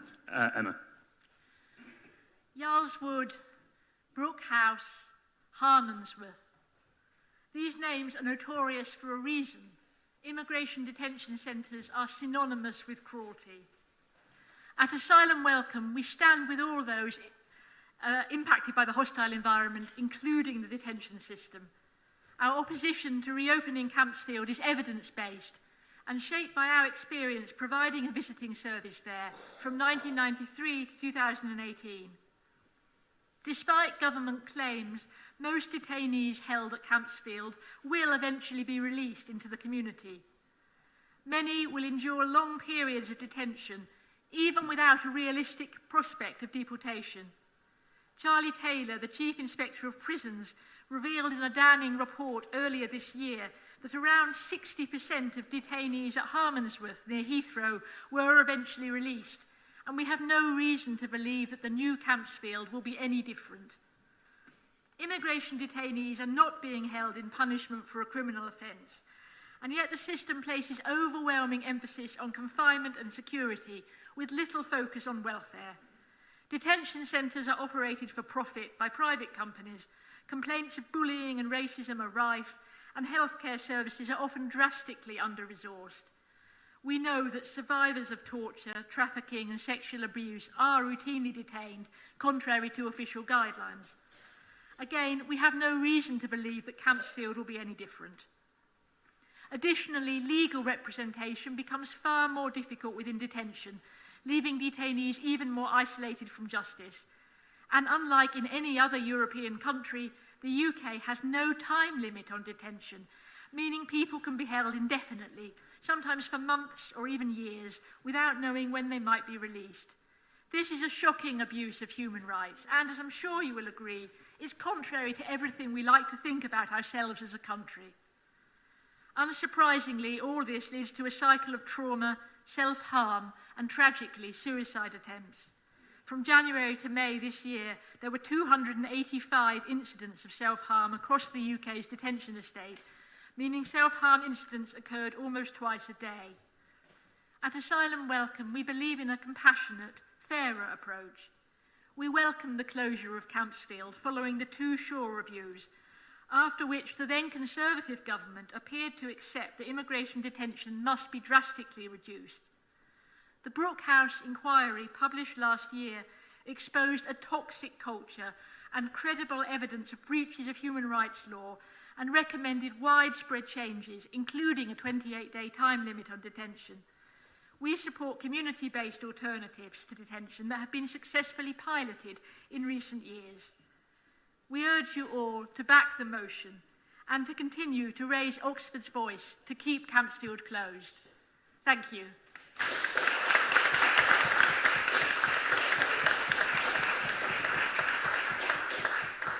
Our final address is from Bill McKeith, speaking on behalf of Campaign to Keep Campsfield Closed. Bill. Good evening. When Campsfield closed some 6 years ago, it was part of a national reform of immigration detention. This was the fruit of a movement that built from protests of detainees deep into civil society to the official reports of Stephen Shaw, recognising a cruel and failed system. Cruel to the families divided by Campsfield, cruel to drive Ramazan Kumluka and Janos Dragutan to take their own lives in Campsfield. Cruel because nowhere else in the UK are people imprisoned without time limit and without the agreement of a court of justice. Failed because most people detained, up to 80% by some accounts, end up back living with the rest of us. People like my friend Jean-Marie Assandé, who arrived from Côte d'Ivoire in 1995 from his university overrun by the army, spent 6 months in Campsfield and now has family and lives in Oxfordshire, his home. The Rwanda flights plan, the reason for reopening and doubling the size of Campsfield in Kidlington and Haslar in Portsmouth, was defeated. But instead of ditching the reopenings, the new government announced it would use the space to deport more people anyway. More detention was not in the Labour Party manifesto and is wrong.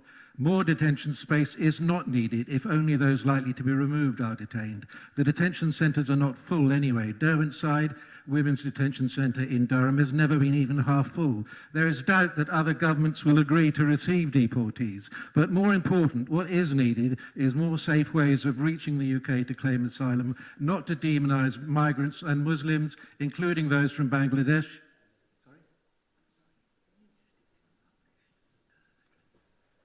This is a digest of my public. I sent in twice this length. I was asked to cut the length, and this is the digest of it. I understand. Thank you. Please continue. Thank you. More important, what is needed is more safe ways of reaching the UK to claim asylum, not to demonise migrants and Muslims, including those from Bangladesh mentioned by the Prime Minister, not to take lessons from a neo-fascist government leader in Italy. Let the government at least return to the reform programme, detain fewer people for shorter periods, and pursue community-based alternatives to detention as urged by the United Nations High Commissioner for Refugees. The City Council could and should offer to facilitate such a pilot scheme in Oxford. The very broad-based and representative coalition to keep Campsfield closed commends the motion before you. Thank you.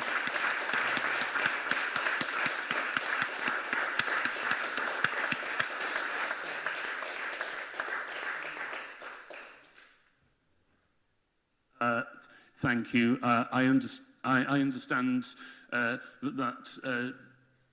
I understand that differed from the published address, and I am told that that is because we asked speakers to keep to a shorter time than they thought they originally had.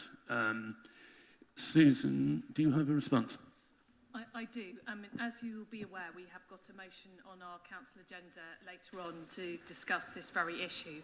But I wanted to reassure you and indeed council that we haven't waited for that motion to come to council before restating this council's very long-standing policy to keep Campsfield closed and to protest its opening. So on the 22nd of August, the day after the announcement was made, I wrote to the Home Secretary. I have today circulated that letter to all council, and indeed the response from the Home Office, which you'll perhaps be unsurprised to hear was a little disappointing. And funnily enough, they didn't agree with our position on this. But, you know, to make the serious point here, we do support, well, first of all, we're grateful to all of the organisations that you represent for all the long-standing work that you do supporting asylum seekers in our city and specifically at Campsfield. I'm really sorry that you are probably going to have to be doing that again. That is not the wishes of this council. As I said, we have had a long-standing campaign that supports yours. I specifically wrote and asked the Home Secretary to cancel the reopening of Campsfield House as a detention centre, to create safe havens and more legal routes to apply for asylum in the UK, to prioritise the prompt and fair processing of asylum claims, whilst introducing appropriate safeguards to allow asylum seekers to live and work in our communities in the meantime, and also to adequately fund local authorities to be able to support people seeking sanctuary locally. I'm very happy to make those two letters available to you so that you are fully appraised of both our letter to the Home Office and also their response. But thank you again for coming to address us today.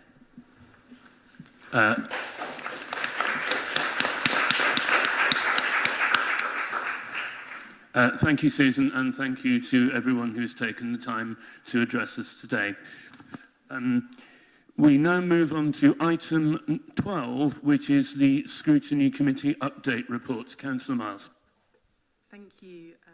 And I first of all would like to say thank you to Alice Courtney for her service as Scrutiny Officer. I think you may be aware she's now moved on to another role in a different district council within Oxfordshire. We heartily welcome Celeste, who is with us here today, who has taken on the new duties as Scrutiny and Governance Advisor. So welcome, Celeste, for taking on that role. So this report provides an update on the activity from the 1st of July to the 30th of September. Just to be brief, during this period, the committee met twice and we had various panels. Housing and homelessness panel met once. There was finance and performance panel that met 3 times, and the climate and environmental panel met once. Since the last council meeting, 12 recommendations came from scrutiny and were recommended to Cabinet. Half of these were accepted and one was agreed in part.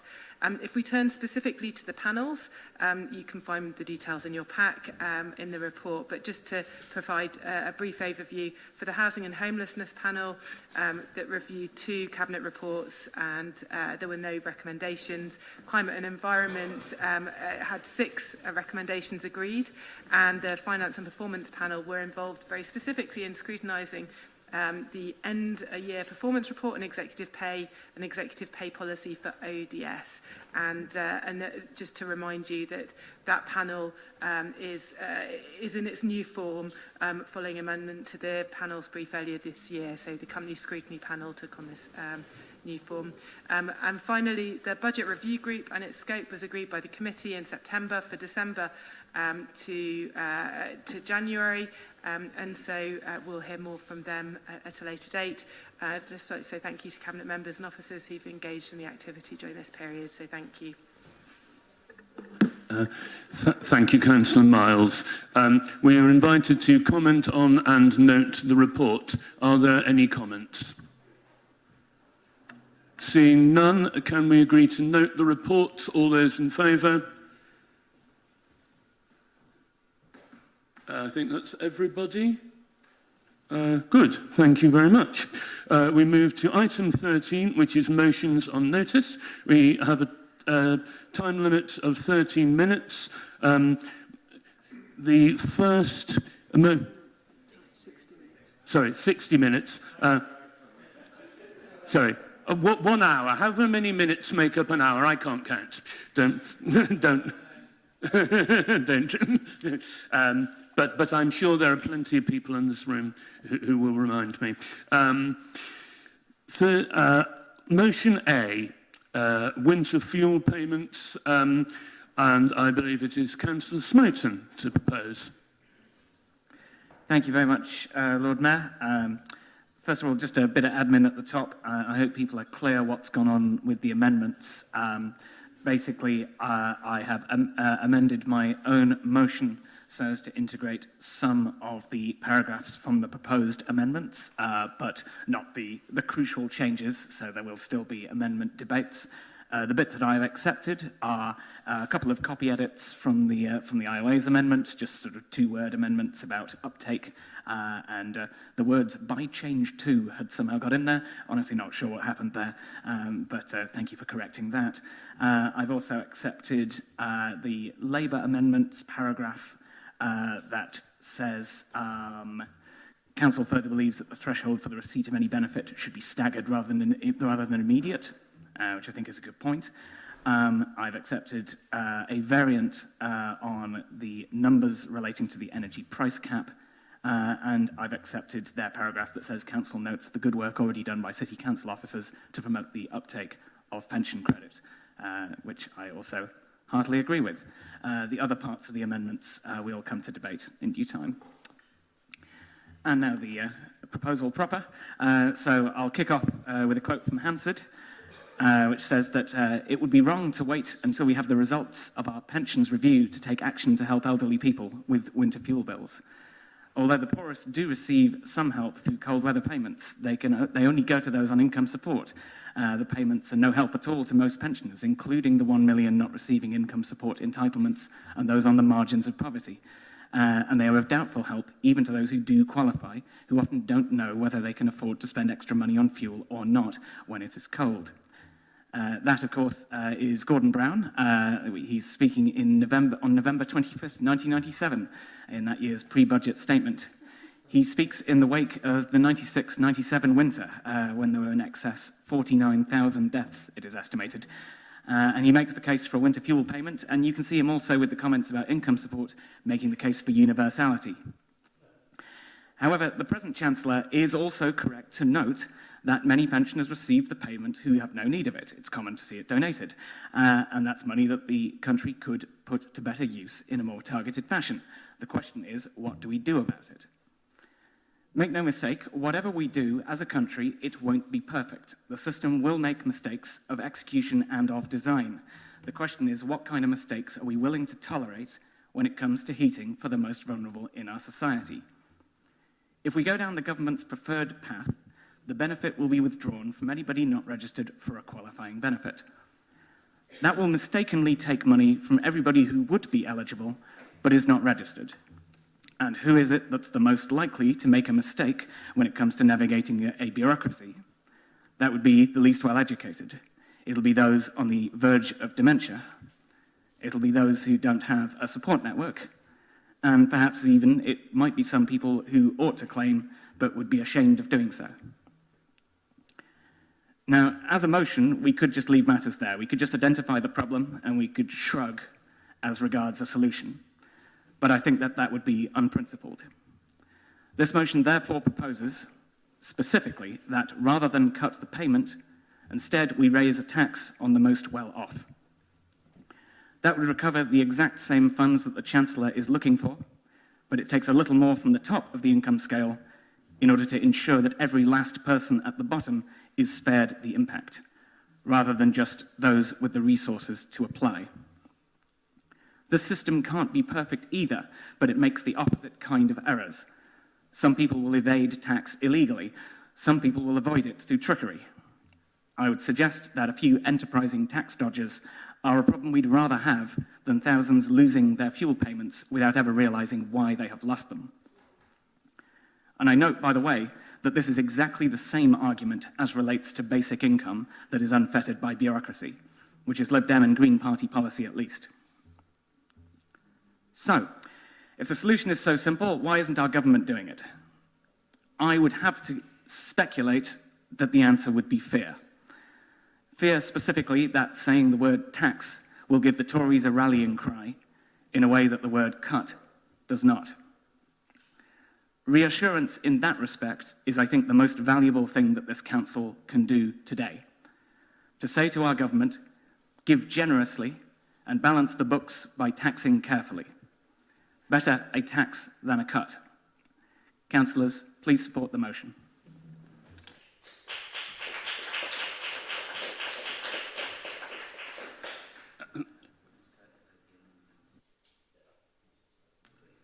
Thank you. And I understand the parts of the two amendments that have been agreed by Councillor Smoten will be circulated. They're now incorporated into the main motions. The proposer has the right to do that without debate. Seconder of the motion is Councillor Fairweather. Do you wish to speak now or reserve your right? I'll reserve my right. Thank you. In which case, we proceed, I believe, to the First Amendment, or rather those parts of the First Amendment that are not already incorporated. Is everybody happy with what is and is not now in the main motion, or shall we wait for... I think I shall wait for the paper to be handed round.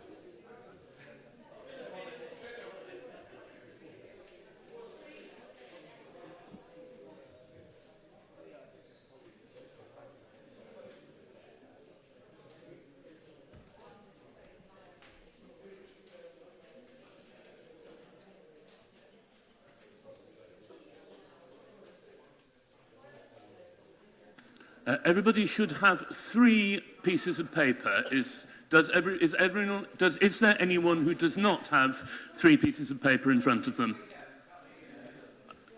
Some people haven't had all of them down I there. can see some hands up. Can we hand out? Thanks.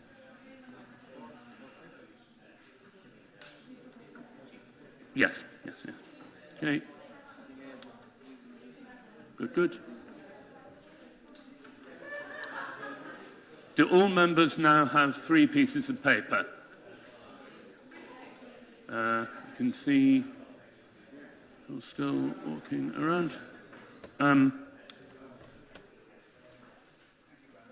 Good.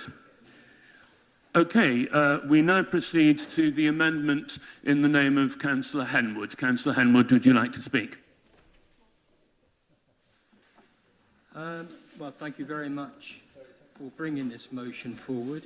The reason I've put an amendment in is simply because I felt, and I might be wrong, so correct me if I am, that if you are a homeowner and not, you could be in a position where you're asset rich and cash poor, I think is where I'm going. So it's the definition of wealth that I'm struggling with in the amendment. I like a definition of what is meant by wealth, whether it's capital wealth or cash wealth. And I think that's where I'm struggling with, is that definition of wealth. Where does it come from? Other than that, I think it's a good motion. Thank you, Councillor. Second is Councillor Yateman. Do you wish to speak now or reserve your right? I'll reserve my right, please. Thank you. We now enter into debate on the amendment. Does anybody have any points to make in debate?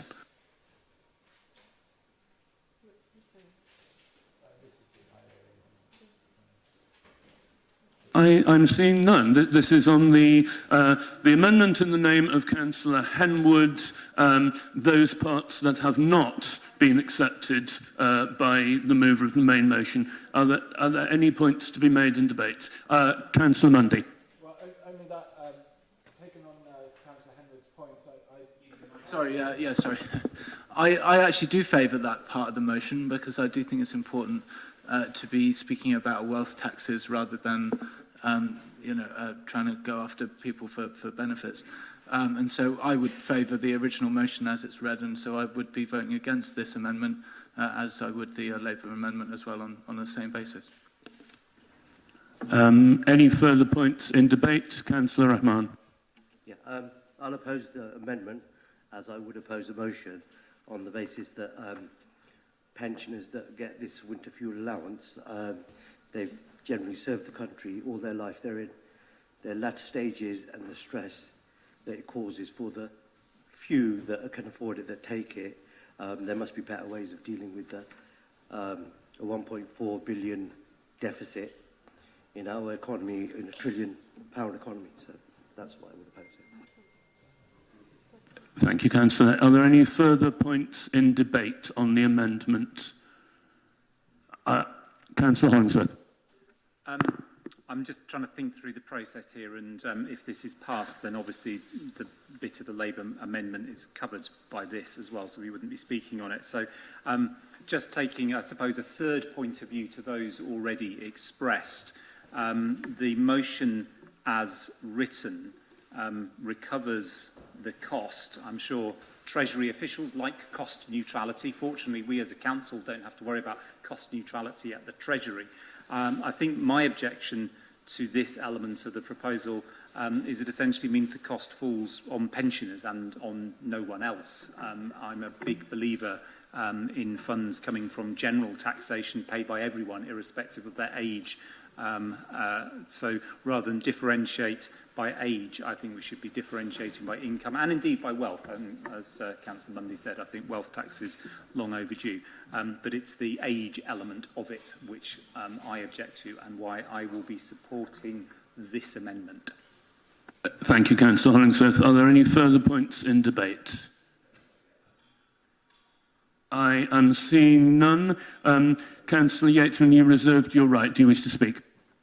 No, thank you. No, in which case we move to a vote on... Lord Mayor, do I get a right to reply at that point? Yes, of course you do. I apologise. Thank you. Just to address a few of the points made. So Councillor Henwood asks what one would consider wealth. I don't propose to express a particularly strong view on the subject. I would lean personally in the direction that if one has a great deal of wealth, but that is exclusively locked up in real estate, that one would nonetheless count as having that amount of wealth or some proportionate figure. I appreciate it's not an easy line to draw, but I think generally speaking, if you do have a very large asset, then one would count as having wealth. Councillor Hollingsworth raises the point about who you're collecting the tax from. The only reason to circumscribe it would be the fact that it is also the selective group of people that are being given the universal income in this particular instance. If that weren't the case, then there would, of course, be cause to move that out with them, or generally, just to generalise the matter a little bit more. And I'm not averse to doing so in general principle. One other thing that confuses me slightly is that Councillor Henwood, you're saying that you just have a qualm about the definition of wealth. I'm surprised you didn't just strike that out, that it could have just said those who receive the highest incomes. And similarly, Councillor Hollingsworth could simply have struck out specifics there to say just recover it through the tax system, period, rather than recover it through a tax which is particularly circumscribed. So it seems to me that the striking that's going on here is rather too broad for the objections that are actually being expressed. As a slightly more general point, I would exhort us to keep this paragraph because it proposes a solution, and because otherwise what we have is basically just a letter of complaint, and that's very easy to do. But I think it is always better to try to do constructive opposition here, and that means trying to bring a solution. Therefore, I would encourage councillors, please oppose this amendment. Again, Councillor Fairweather, do you wish to speak now or later in the debate? Later. Thank you, in which case we move to a vote on the amendment in the name of Councillor Henwood, those parts which have not already been accepted on the paper in front of you. All those in favour?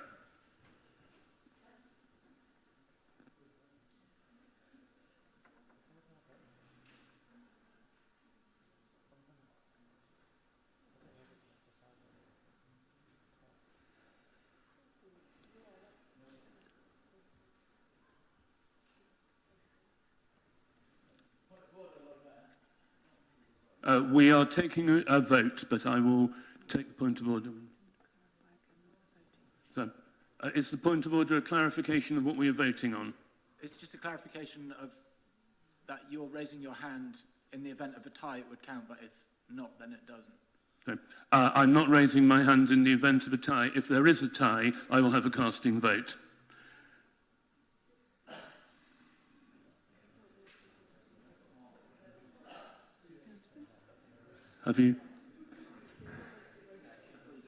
Have we counted? Yes. All those against?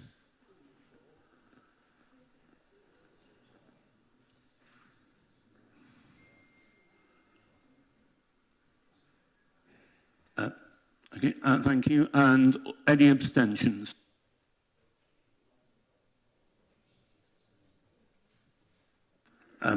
Thank you. The amendment is carried. We now have the second amendment. I apologise. The second amendment is in the name of Councillor Ottino. Introduce it. Thank you. Those of us regularly in contact with our constituents will be aware of the great deal of anxiety the proposed changes to winter fuel payments have caused to many pensioners. What is not in dispute is that universal winter fuel payments are not necessary for all. It is not right that benefits are paid to those who have the level of wealth and income that they can easily afford the extra heating and fuel costs that might be incurred by being of pensionable age. Some of that anxiety will be reduced by the confirmation of the commitment to a triple lock that the state pension is due to rise by 4%, £460 a year in April 2025, and is expected to rise by more than £1,000 a year over this Parliament. Anxiety will be further reduced by the plans for clean homegrown energy and the planned support for the upgrading and insulation of low carbon heating for millions of homes that will further reduce fuel bills for good. And it is our responsibility as members to make sure constituents are aware of all this information. Nevertheless, I agree that the cut-off at the level of the receipt of pension credit is not the correct level, and the fact that the cut-off is immediate rather than staggered is also not correct. And members of this party are calling on the Chancellor to review both these decisions. Thank you to the Council Officer who immediately responded to this by encouraging the take-up of pension credit, and we all have a responsibility to pass this information on how to do that on to our residents.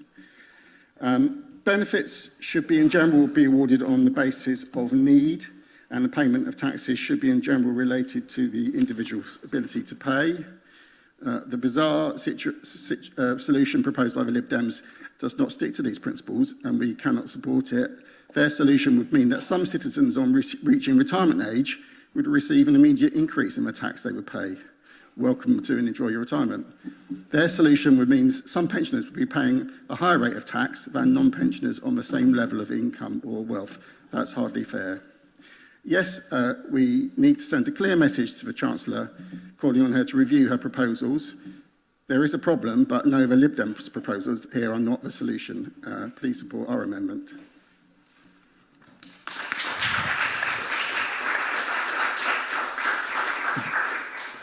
Councillor Relton, do you wish to speak now or reserve your right? Thank you. Are there any points in the debate on this amendment? Councillor Muddyman. Thank you, Lord Mayor. The issue with the Labour amendment is that it argues against the principle of universal benefits. Universal benefits are fundamentally a good thing. They are often cheaper and more effective at alleviating poverty than means testing. With many aspects of welfare, when you means test, you end up with a cliff edge for those who fall just outside the criteria. Even with a graduated system, if it still relies on people actually making a claim, there will always be some people who fall through the cracks and don't apply for what they're entitled to. Also, we know that there are many, many people who don't claim pension credit despite being eligible. Some because for whatever reason they feel they don't need it, some because they don't know they're eligible, but also some because they see the process as too complex to engage with.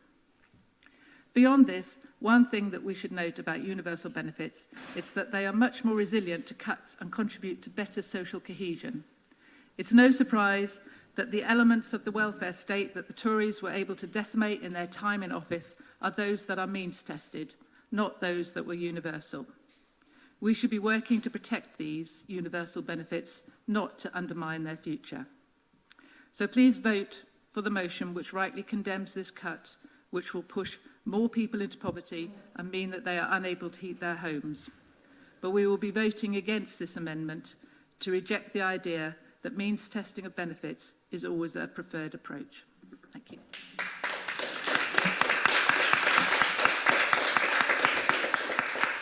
I saw Councillor Rahman. Thank you, Lord Mayor. Thank you, Louise. Very well put. I think, with the Labour amendment, I think it's disgusting that you, as a Labour administration, would contemplate even talking about this right on the edge of winter. Surely a more plausible action would be that we need to save this money. Like I said earlier, 1.4 billion over this winter, which is not going to happen, which is the most likely outcome, surely could have been delayed. And the stuff that Councillor Tina mentioned about carbon homes, green homes, I mean, pensioners are, you know how old are they? Some of them are 80 years old. They're not going to last this Parliament. What about those people? This is hitting hardest the most vulnerable. It's going to stress them. And the mental stress that this policy is putting on people is disgusting, it's disgraceful, and you all know it, so just say it. So that's why I'll be voting against your amendment. Councillor Clarkson.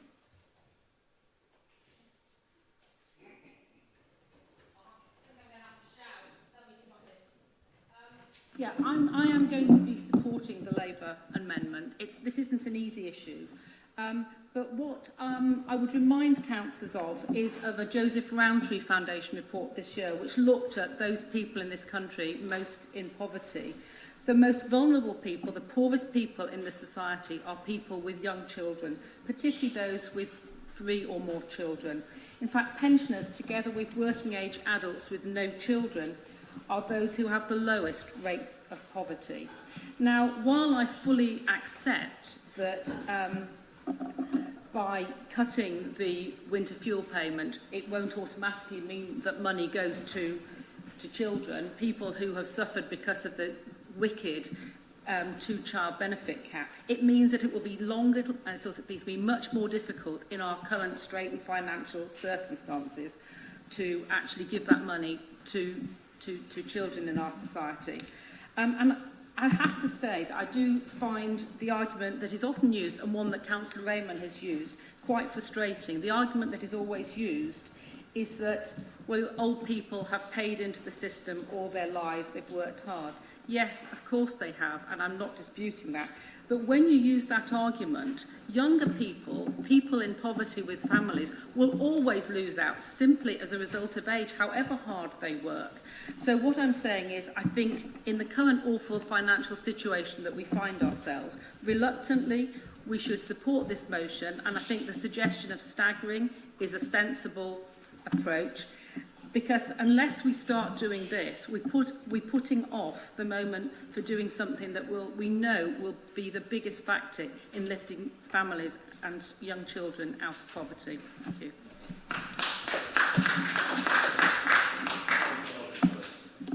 Councillor Hollingsworth. Yes, it was a small point. I was a little confused by Councillor Muddiman's speech in opposition, because it seemed to suggest that it was the Labour amendment that introduced the notion that benefits should not be universal. Now, there's a very good argument to be had about the pros and cons of universal benefits, but I just wanted to make sure that everybody had read the original motion. So the original motion includes the words, "Many agree that universal winter fuel payments are not necessary." So there's a kind of a starting point in the original motion. It then goes on after the paragraph which has just been deleted through the previous amendment. Council further believes that the threshold for the receipt of any benefit should be staggered rather than immediate. So that's the original motion. So the original motion already rejects the notion of universality. So if the councillor is going to... Lord Mayor, can I use a point of personal explanation to explain that that isn't what the original motion said? Sorry. The paragraph you're reading there that's about staggering is one from the Labour amendment. Oh, yes, it is. The piece of paper... Can we... could you clarify which sentence you're referring to? I am referring to the piece of paper headed Winter Fuel Payments, square brackets, with IOA amendment, which I would assume is the text of the original motion with the paragraph subtracted by the IOA amendment. In that text, it says, Council further believes that the threshold... So I am not reading the Labour amendment. Now, I appreciate if there has been a drafting... no, what would it be, a printing error? Can I try one more explanation, because I know the answer now? The answer is that that is a paragraph from the original Labour amendment, which I accepted. So it is a paragraph that you wrote and then that I accepted. Right. Thank you for the... Thank you for the clarification, right. Everyone. So, just to be entirely clear then, thank you very much for that. To be entirely clear, it is the motion now as a whole to which Councillor Muddiman has an objection, not just our amendment, albeit that Councillor Smelton has perhaps inadvertently introduced a paragraph through his willingness to be collaborative, which Councillor Muddiman and possibly the rest of her group finds objectionable, and therefore he has lost himself support rather than gained it, which is tragic, and I can only apologise for having led him astray inadvertently. Councillor Turner. Councillor Turner? Sorry, microphone woes. Yeah, thanks, Lord Mayor. I mean, three quick points, if I may. I mean, one, in response really to Councillor Raymond, fairly strong tone being taken today, and I understand that. But I think what you're seeing in this actually is us saying we do want to offer some criticism. We do want to see things change. We're trying to think about, at the same time, we're trying to advance the arguments on matters of fact. And, we have to acknowledge, for example, that there's a significant commitment to pensioners. There are some organisations that campaign for young people who say, why have you got the triple lock, for that bit of society, not others? I think there's an interesting argument there, but that is there, the triple lock, so the pension will go up. So you're trying to put things down on here which are reasonable. And again, I think, what we were trying to do with the energy price cap as well, it's right to mention that the price cap is due to rise, and that is clearly a real worry for people. Totally get that. At the same time, we had that dreadful period when the fuel costs really went through the roof. And so, we don't want to sort of alarm people unnecessarily. So it's partly about being fair. But to be clear, what is in this amendment is critical. So that was, the first point that I wanted to make. The second was just that we are making some factual points. The third one, and it takes us a bit in the direction of those never-ending discussions about the merits or otherwise of universal basic income, where I strongly suspect Councillor Muddiman and I might have slightly different views, and probably actually a lot of people on this side of the council chamber would have different views. For me, I strongly endorse the point that benefits should be related to people's needs, and sometimes those needs are just going to be different by, for example, because of able-bodiedness or otherwise, for example, caring responsibility or otherwise, because of people's housing costs in different parts of the country, all of those things. And so I do think there is something actually, particularly in a time of constrained resources, where you will need to go for benefits which are focused rather than benefits which necessarily are universal. In an ideal world, you might not be. If you were starting off from a kind of state of nature, you might not do that. But in the circumstances we're in at the moment, I do think we probably need to have an element of reflection of need in that. And so that's why I feel perfectly comfortable supporting that bit of text in the Labour amendment in addition to the factual points, Lord Mayor. Councillor Railton, you indicated, do you wish to speak now or at the end as seconder? Councillor Railton. Okay, so I am one of 4 children. It will surprise exactly nobody here to learn that I'm the oldest of 4 children. We were raised for the earliest part of my life on one salary, mostly my dad's salary. A few years ago, I learned that for most of that time, my paternal grandmother's pension via my granddad was more than my dad's salary. I'm not saying this to make out that I grew up destitute, because I did not, but because there are a few uncomfortable truths here that need a bit of airtime. The generation that received the unmeans-tested winter fuel allowance is the wealthiest generation to have ever lived, and given current trends will probably be the wealthiest generation ever, with subsequent generations unfortunately being poorer than previous ones. This is driven by property wealth, strong equity markets providing huge returns on savings, and genuinely amazing defined benefit pensions. The triple lock has helped reduce pensioner poverty from 29% in 1997 to 16% now. This is not minimising the very real pensioner poverty that does still exist, and cliff edges in policies are problematic. However, I cannot support a benefit where 27% of it is going to millionaires, not while we have 30% of our children in poverty in this country. I cannot support a benefit that gives folks like Stanley Johnson living in the south of France a few £100 every winter to heat his home, while 150,000 children in this country are growing up in temporary accommodation. There are kids in this city growing up in hotels, and I'm literally here in this room because I don't think that we should ever accept things like that in our society. There's a real issue of intergenerational fairness here because, what does 30% of children living in poverty actually mean? It means working age families. It's those whose national insurance contributions are helping to pay for Stanley Johnson's heating. The I've paid into the system fallacy needs to die already. Our national insurance contributions pay for those less fortunate than us, those retired, and for the NHS as it should be. It does not go into a jam jar in the Treasury with Anna Railton written on it for me to draw down later. This is the social contract we've all signed up to, an understanding that the most help should go to the most in need, not to those who have most necessarily paid in the most. Thank you.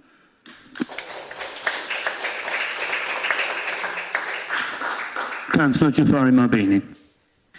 I find it quite interesting that a lot of the arguments from the opposite side is coming about how we should be protecting children and how we're affecting children's well-being.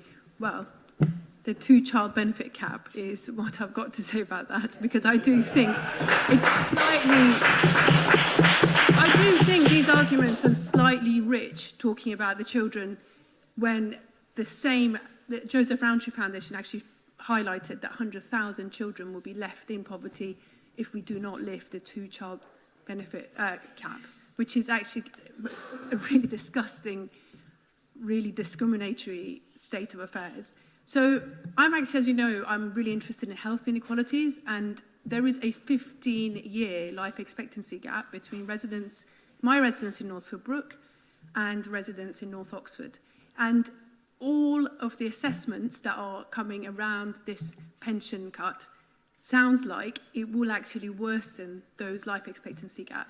Often people are, as you know, as we've already discussed, are really vulnerable. They're not applying for more benefits, going down to the Agnes Smith that's already got a 4-week wait list.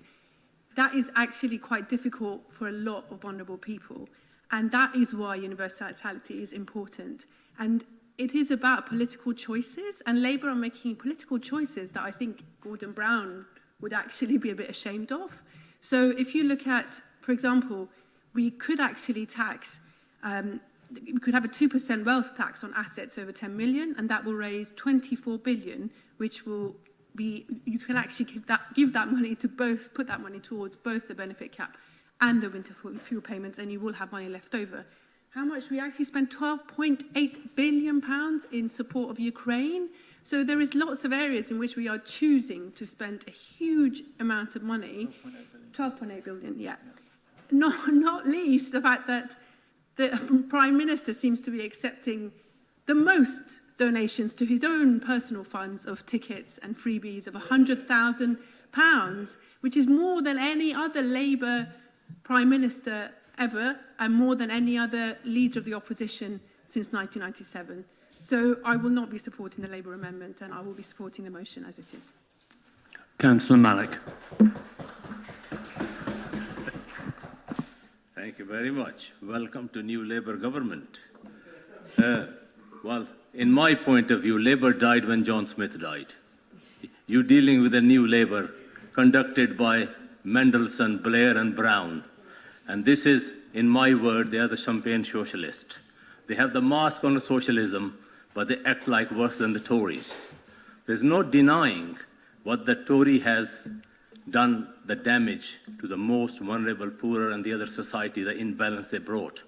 But there is equally no justification to bringing these cuts on the old age pensioners, because where the Labour is now going, the new Labour, to go and tax the wealthies. No, they won't. They're wealthy donors, the other people, they're not going there. But where they're going is they're going, and I don't buy the argument where, yes, the numbers are, there are young people with young families in more poverty, so less balance. It is a responsibility of the states, okay?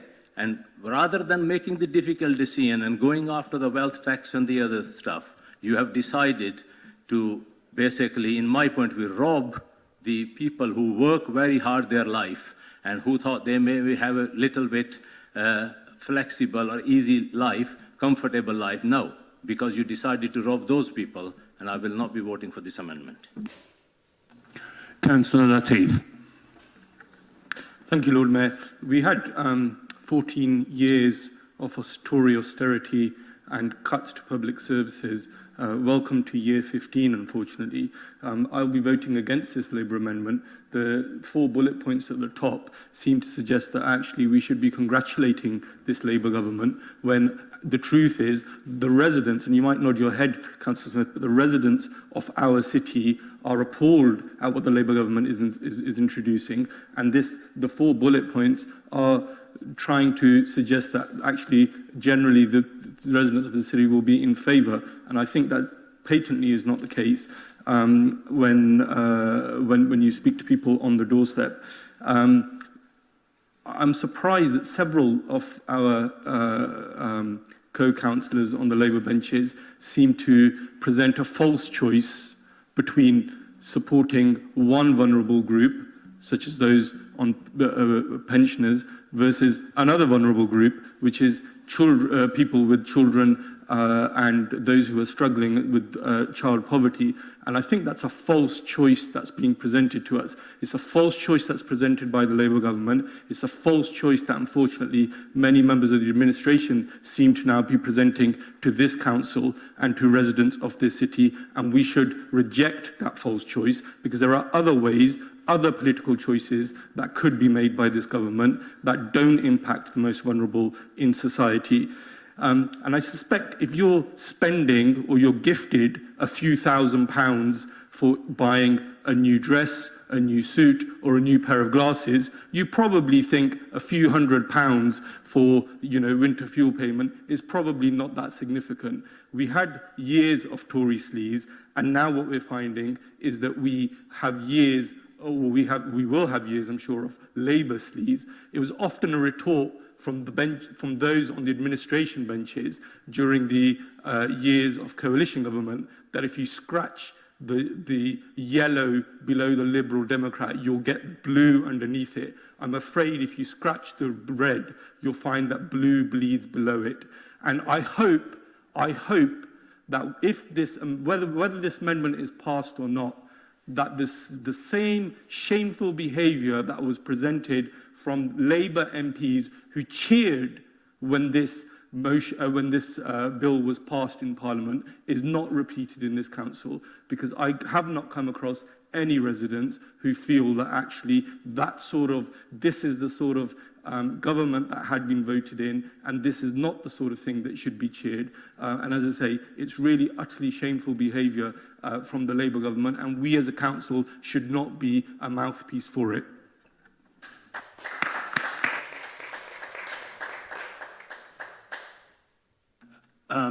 Councillor Muddiman, I know you indicated, but our rules of debate only allow a councillor to speak once in a debate, unless making a point of personal clarification. I don't want to speak in the debate. I want to move a motion that we now move straight to a vote on this amendment, and then speedily on to a vote on the whole motion. Thank you, Liz. I have only one remaining speaker, Councillor Ros Smith. Are you willing to allow her to speak before moving to a vote? If she can be brief, we'd just like to have time for the second. Sorry, Ros. Yeah. If it is, thank you for the clarification.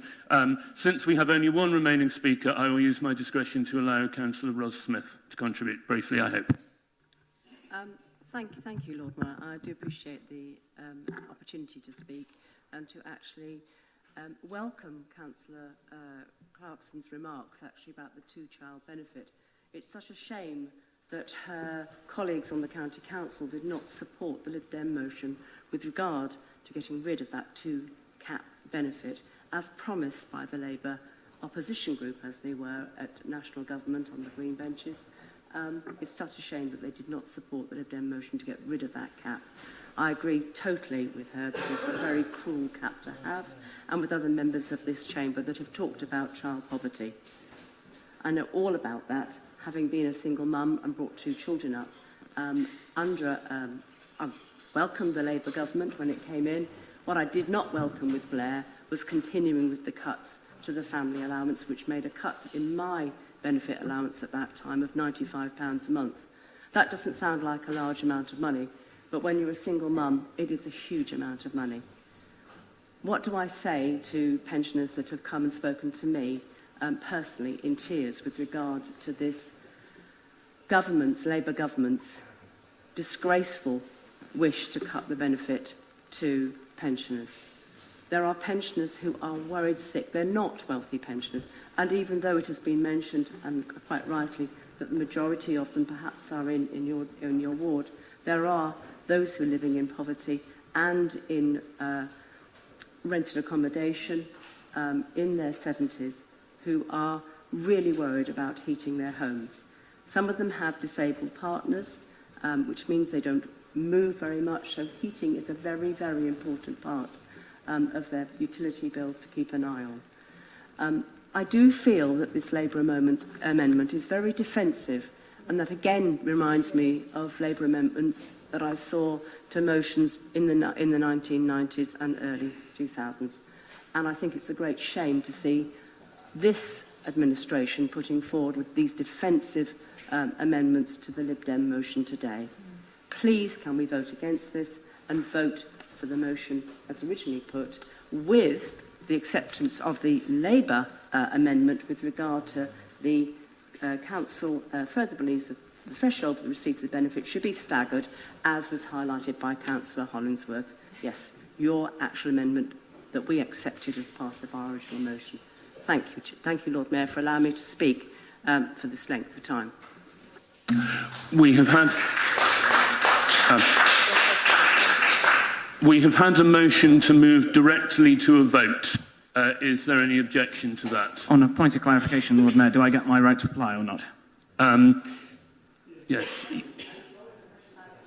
Yes, we have, in which case we have three potential speakers. Councillor Ottino's right to reply, Councillor Smoton's right to reply, and Councillor Fireweather, if you wish to speak now rather than at the end of the main debate. You'll reserve your right. Okay, in which case Councillor Ottino and Councillor Smoton. Councillor Ottino. Okay, as far as I've got my understanding about, we've already accepted the IOA amendment, which scraps the paragraph about the cost falling on pensioners. So that what we are proposing in addition is what is in red on this piece of paper, which are 4 bullet points at the top, which are facts. Whether we choose to note them or not, we don't. I guess we do, or we don't have to. The paragraph that states that we believe the basis for the receipt of all benefits should in general be related to individuals' need, and the payment of all taxes should in general be related to the individual's ability to pay.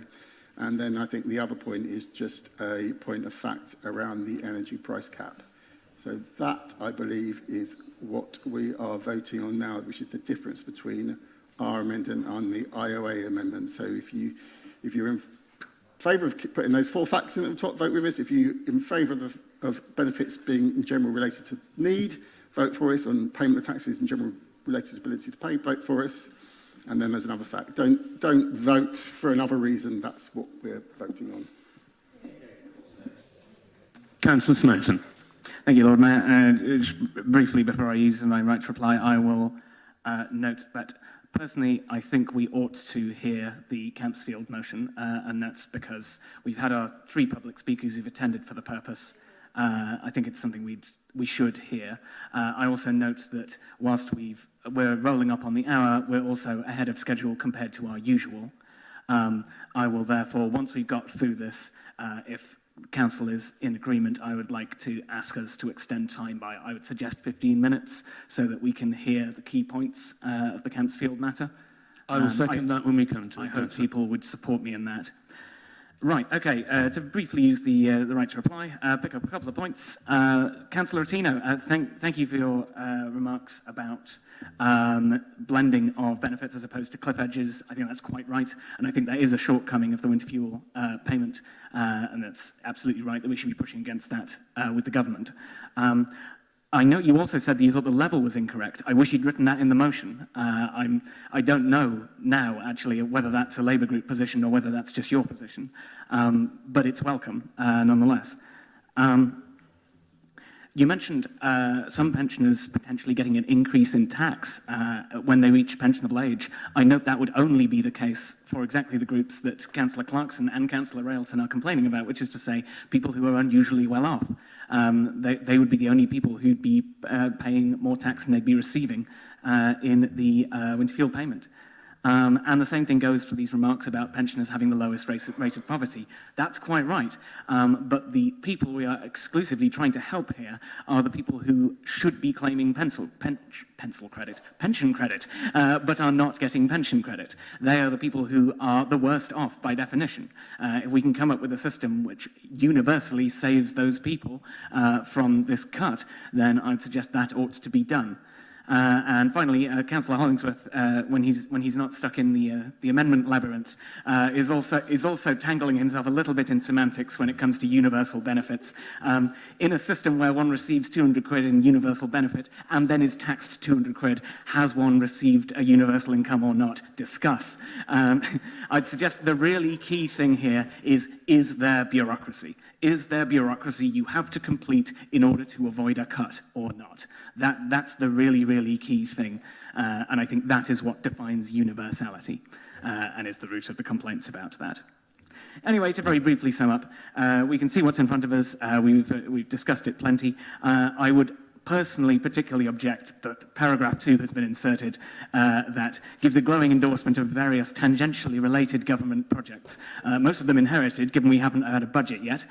Councillors, I would suggest we shouldn't be using this council's voice to give Sir Keir a pat on the back. If you don't like the motion, vote no. Don't let this amendment twist it into being a bonus Labour motion. They can wait their turn just like everybody else. Councillors, please reject this amendment.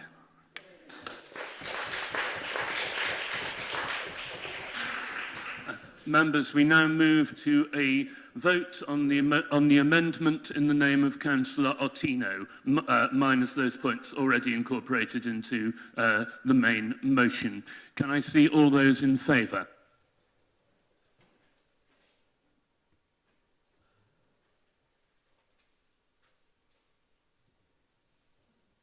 Can I see all those against?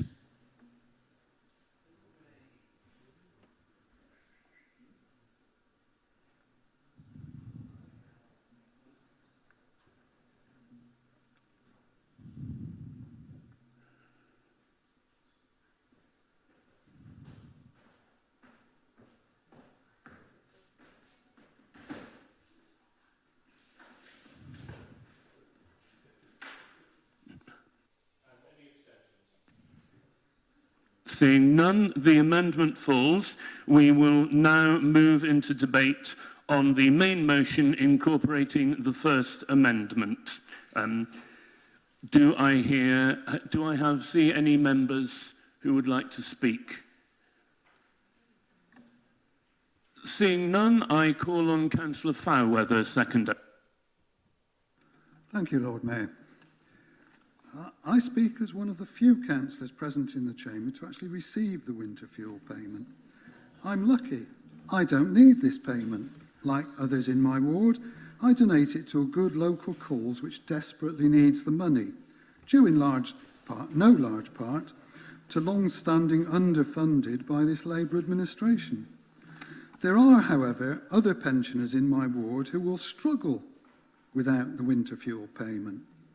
I do find it amazing that a Labour government should pick this payment for cutting. It was, as has already been stated, Gordon Brown, as Chancellor, who introduced this help for pensioners in 1997 as one of the first things the incoming Labour government did. It's ironic that another incoming Labour government should choose to remove it from most recipients. I'm beginning to wonder if this country has got rid of one Tory government only to replace it with another one, albeit with a red tinge. However, as Councillor Smoten has already pointed out, many thousands of elderly people in Oxford will see a cut in their income this winter. Some, like me, will be able to cope with this change, but there will be many for whom it will add another burden at a time when many other costs have risen sharply, like the fuel cap. The OECD confirms that pensioners in the UK already receive lower state pensions than many other countries in Europe, no matter what measure is used. The percentage of GDP is one example of this. 7% in Spain, 9% in Germany, but only 2% in the UK. Or perhaps you prefer the ratio of pre-retirement earnings to post-retirement income. 82% in Spain, 75% in France, but only 29% in the UK.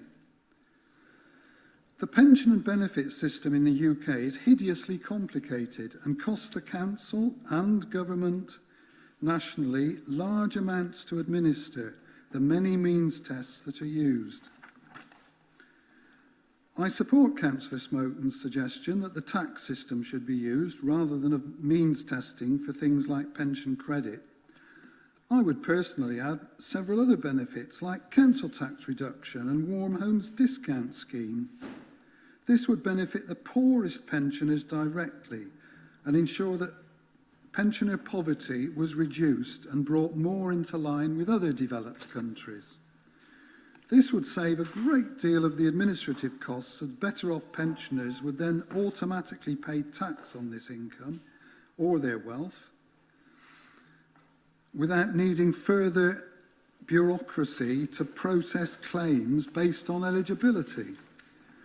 I too welcome the efforts council officers are making to raise awareness of pension credit and other linked benefits amongst pensioners in Oxford, but would point out that if the basic pension included pension credit and other benefits, they would not have to spend time doing so. I ask you to support Councillor Smoton's motion and commend it to you. Thank you. Councillor Smoton to sum up. Oh, well, I've only got a 5,000-word speech for this bit. No, I'm not. Please vote for the motion. Commendably short. All those in favour of the main motion, please show. We are voting on the main motion as amended by the first amendment, but not the second.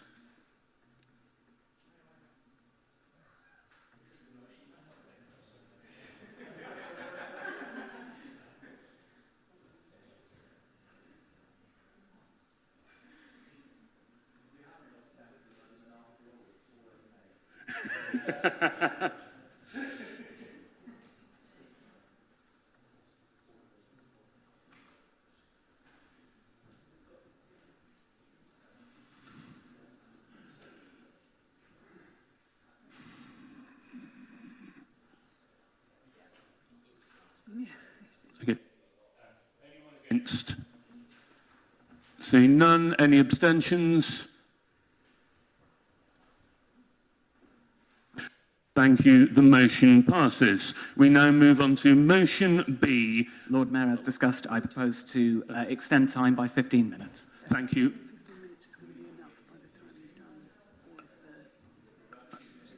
Sorry. Sorry, I'm being... I think we've got 2 left on the clock.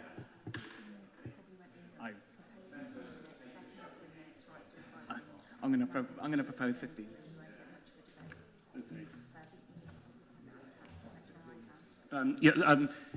If we are going to extend the time until 9 o'clock, which is the end of the meeting, we will have to be very disciplined in speaking on the amendments and the motion. If we're prepared to do that, I really would like to see this motion debated in council. Yeah, yes, I propose it. We have about 20 minutes to do that. I second. Is that okay with members of council? Good. Councillor Powell. Thank you, Lord Mayor. In the interest of brevity, given the 3 fantastic and important public speeches we've had today, I shall try and keep my remarks very brief. Firstly, I need to thank the Oxford Community Independents for their friendly amendment, the text of which I believe will be circulated shortly. This makes an amendment to the text under point 3 of Council believes, basically to make the important point that immigration detention is not just cruel and incompatible with our city's values, but also inefficient and expensive, as pointed out in the Shaw reviews. We all know that extensive evidence has demonstrated the harm that sites such as Campsfield House cause. These spaces are sites of violence, and we know that the last time there was an immigration removal centre in this space, multiple residents took their own lives in response to the conditions. This is why so many of us were so proud to see the residents of this city and the county more broadly stand up and call for the closure of this vile institution. We were once again proud to see this council take a stand against the reopening of Campsfield House in 2022. And I must say, I'm very happy to see the consistency of the Labour group in speaking out against their own government's plans to reopen the centre as recently as August of this year. That consistency in their values is commendable and it is welcomed. And I also welcome the letters which we saw circulated during the course of this meeting. Nonetheless, I think it's important that this council, as the political voice of this city, speak again. As a city of sanctuary, we've made commitments to protect sanctuary seekers. Of course, the proposed site does not fall within the city area. However, its impacts will reverberate across this city and the broader community, making sanctuary seekers less safe and contributing to the dehumanisation of migrants and marginalised communities. We cannot ignore the context within which this reopening was confirmed by the government. It was confirmed in August, in the immediate aftermath of far-right riots across the UK. It is my contention that the kind of dehumanisation wrought by the use of immigration detention fuels the far right, legitimising the confected idea that migrants and asylum seekers are a threat to this country. When far-right activists set fire to hotels and rioted in our streets, some of them were heard to chant, "Stop the boats," their narrative a direct lift of stated government policy. The narratives that politicians and the media generate form how we all understand one another. The response to far-right violence should not be concession or compromise. We must reject the racist and Islamophobic logics that threaten our communities, and that starts with taking a stand against dehumanisation and performative cruelty of the kinds that immigration detention facilities are. I hope we can start that today. Let's pass this motion and make our city's stance clear once again. Please vote for the motion today. Thank you.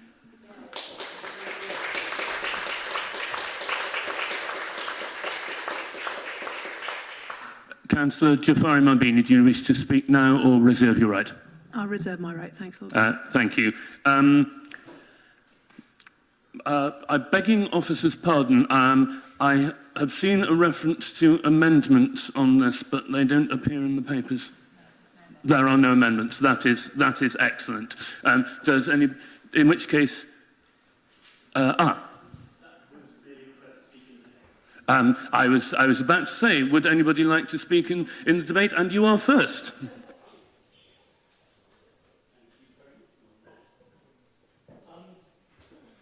Councillors, the motion before us today rightly refers, and we've just heard right now, about this city's and this council's proud record of supporting and welcoming refugees and asylum seekers. It also alludes, but in less detail, to the previous government's appalling record on immigration and asylum. Councillors will remember the Randa scheme, which is mentioned in the motion. As someone who visits Dorset regularly, I recall the hulk of the Bibby Stockholm, anchored in Portland Harbour, as part of the Tories' commitment to what you rightly just now called performative cruelty when it comes to asylum seekers. And of course, one of the front runners for the Tory leadership right now is the man who felt it worth spending public money to paint over cartoon murals in a young asylum seeker centre in case frightened children should find them too welcoming. So it was for precisely those reasons that so many of us 3 months ago were so glad to see the back of a government which would gladly do that kind of thing. And that, of course, is why it's so disappointing to see the Labour government that replaced it not changing direction as wholeheartedly as would have been hoped in these issues. To be sure, the Randa scheme is gone, but for those of us here in Oxfordshire, as we've heard so eloquently this evening, the prospect of the reopening of Campsfield, whose closure many of those here in the council chamber campaigned for back in the day, is, as the motion suggests, a worrying sign of the government's direction of travel on this matter. And in a context where this country saw and where this city was threatened by anti-asylum seeker violence over the summer, it behoves this council to unambiguously pin its colours to the mast. Reopening Campsfield is a step in precisely the wrong direction, and for a Labour government, to be proposing it is deeply concerning. We should pass this motion, we should pass it overwhelmingly, and we should make it clear that this City Council stands with asylum seekers and with all in need. Thank you.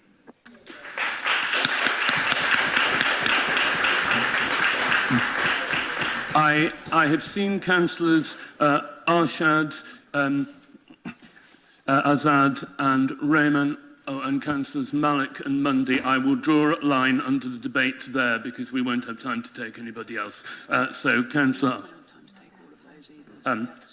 you will have to speak very quickly, I'm afraid. I think we have about 10 minutes of points in debate, so 2 minutes each, if that's okay. Councillor Arshad. Thank you, Lord Mayor. With deep concern for the families who have come to the UK fleeing violence and persecution, They arrive here seeking safety. They're not as statistics, but as human beings with hopes and dreams, just like all of us. The recent decision to reopen and expand Campsfield House as a detention centre is troubling. For many, Campsfield symbolised hardship, and expanding it only risks prolonging the suffering of those who seek refuge. The individuals who will be detained there are not criminals. They have escaped unimaginable difficulties, looking for compassion and a chance to rebuild their lives. Instead, they face indefinite detention, isolated from their families and from society. This is not a question of impact on the local community in Kidlington or Oxford, but a moral one. Do we want to be a community that turns its back on the vulnerable, or do we extend our hand in support, ensuring that asylum seekers are treated with dignity and respect? Oxford City Council has opposed this move, as Campsfield has a painful history of both protests, legal challenges, and even suicides. We do not need to return to that era. Instead, Campsfield Reimagined project proposes redeveloping the site into affordable housing, benefiting both the community and those who seek refuge. The Home Office must cancel the reopening, create more legal pathways for asylum seekers, and provide safe routes. And let us be supporting them with a compassionate community committed to justice and humanity. Thank you. Councillor Azad. Thank you, Lord Mayor. I fully support the motion for keeping the Campsfield House closed. Oxford is a city of sanctuary. Both the City Council and the County Council have committed themselves to the City of Sanctuary program of keeping the refugees safe and stand for the right of those seeking sanctuary in this city.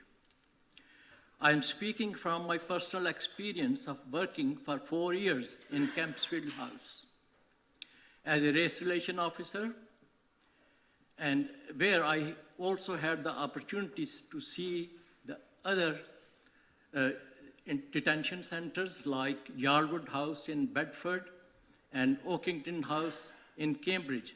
The Yarwood House in Bedford actually had the young children with their parents in detention as well. Horrendous. Now, the conditions that these centers was kept in was bad, but the mental health condition of the detainees was horrendous, keeping them detained with a sort of uncertain life, for longer periods, long periods. There was daily violence which wasn't reported. While my work there was the Campsfield House was put on fire. There was fights every single day, which was never reported to the press or the public. Working there for the custody officers was very, very difficult as well. But the condition, the mental health condition was the one that affected me, that was actually personally as well. I urge this council to keep the Campsfield House closed and make sure that it never is open again.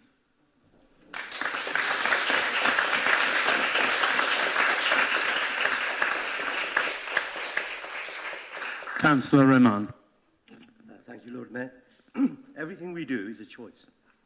So this Labour government now has decided to open Campsfield House, where for years we've been arguing, part of the Labour Party that I was as well, that the people that seek refuge, and remember, I don't like the word refugee, they're just human beings, just like you and I. They're just people. They're not anything different, they're not anything special, but they've had a hard time. And they come to this place to look for sanctuary. We're a city of sanctuary. So many times we've looked at, let these guys work, contribute. We were talking about the previous motion, about choices. income, how much money we get. These people are here, they're struggling, they want to incorporate themselves within our society.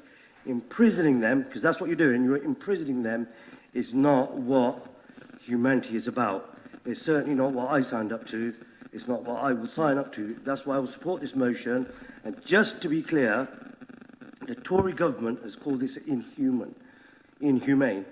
It's called it inhumane. So, as Councillor Ashford said, I find it troubling.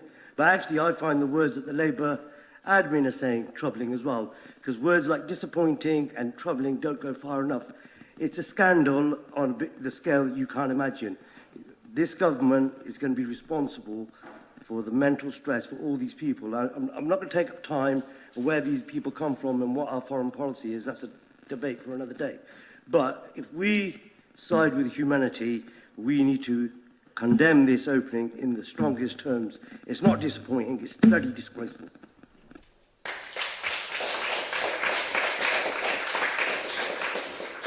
Councillor Mundy.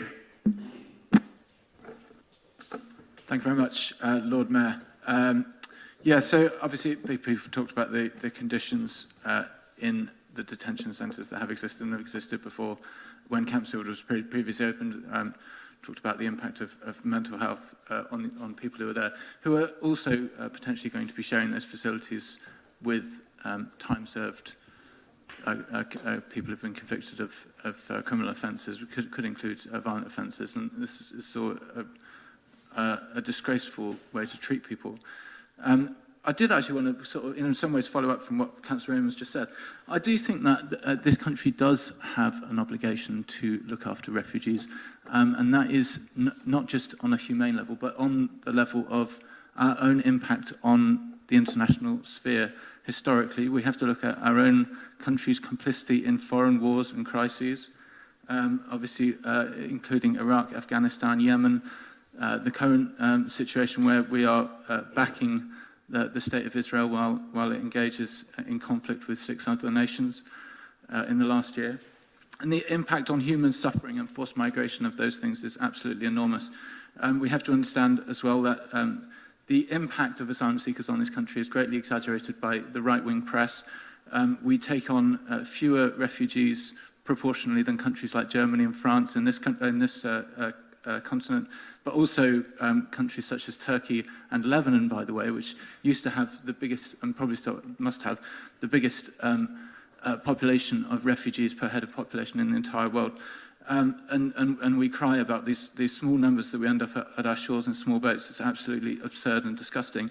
And also, I think we should bear in mind the stark contrast in the treatment of Ukrainian refugees who are welcomed with houses for Ukraine. In some ways, actually, what we see there is a blueprint for how we should treat all refugees.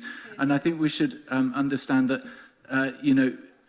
we are invariably talking about black and brown people from the global south, from the Middle East, and it is quite disgusting, really, that difference in treatment that we see to have people detained in that way when we are trying to get people to house people comfortably in our homes because they're white people from Europe, basically. So that's all I have to say on it, and thank you for bringing the motion.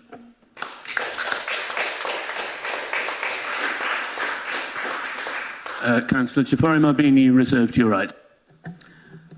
Thank you, everyone, and thank you for bringing the motion, and especially thank you to all the contributions, especially Councillor Azad, who really highlighted what it's like for the workers, and they are also dehumanised by working there, including the healthcare workers who have to sign these people off as fit to travel, and often they're not, and they are put in a terrible position, often outsourced as well. So thank you for highlighting that. And I want to say a big thank you to the council officers who are now doing the work, Stephen Cohen and his team, who are doing the work of the City of Sanctuary with the motion that we brought in 2018. So I'm really glad to see that work coming forward, and a big thank you to all of them. So we're strongly opposed to the use of immigration detention. It puts Britain to shame. It's unfair, it doesn't work, and it's cruel. Immigration detention causes real distress and anxiety for individuals and families, and I'm clear that indefinite detention of people in the asylum and immigration system must end. That's Annalise Dodds, Labour MP, 2017. And I would just like to say that hypocrisy, whether on this or the two-child benefit cap, which was vehemently opposed and is now being continued, is actually probably one of the top things that our residents talk about. You know, they will discuss various positions on policy, but they really dislike politicians being dishonest and being hypocritical. So I just would really urge the Labour MPs and both our MPs, Leila Moran and Annalise Dodds, to join these efforts, because that is the stance they had on it before they were in government.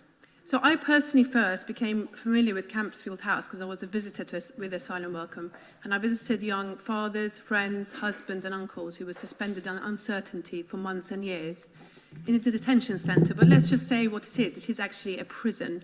It's a prison where prisoners were mainly paying for the crime of migration with little dignity, hope and certainty. We've already heard from the lady about the situation with carers. So there is actually an absurd hostile environment in this country, and there is an inhumanity around our Kafkaesque asylum system, which seems to be continuing. And it really has no bounds. There was a young Afghan man who had physical signs of torture with a brother in Birmingham who just wanted to join his brother, make a life in the UK, heal from the torture and trauma he'd suffered. There was an older Kurdish man with diabetes and mental health disorder who was struggling daily with terrible pains for which he only had access to paracetamol. And this was all laid out in the Tory-led Shaw reviews. Councillor Azad just highlighted it all. And there were often no necessary reports done when people were suicidal. So criminalising those seeking sanctuary, those having to leave beloved homes and families that they have no choice, has been a long-standing performance of cruelty from successive governments, with constant fanning of the flames of racism and xenophobia. The racism and dehumanisation of often racialised black and brown Muslim men and women shown by this Labour Party, whether it's on its refusal to ban sales of all arms during a genocide perpetrated by Israel, or dehumanisation of millions of Palestinian and Lebanese who are displaced, their leaders' comments that Bengali Brits should be sent back, or the reopening of the detention centre is horrifying, and it's a source of fear for those of us with communities and skin in the game. These are political choices being made by this Labour government to divide our communities, never mind the impact on the residents of the city or the people that are going to be held up inside. This is a cruel gimmick. Immigration detention is a circle of violence, is inhumane, wasteful, and makes a mockery of Oxford as a city of sanctuary. Even the Tory reviews recommended the closure of the centre, and now a new Labour government reopens this prison, and it points to their corruption and deceit. The government wants us to blame each other, migrants just like myself and my co-workers in the NHS, and the carers, for the long waiting lists and the high cost of living, rather than their kowtowing to massive corporations whose interests they serve. Please support this motion.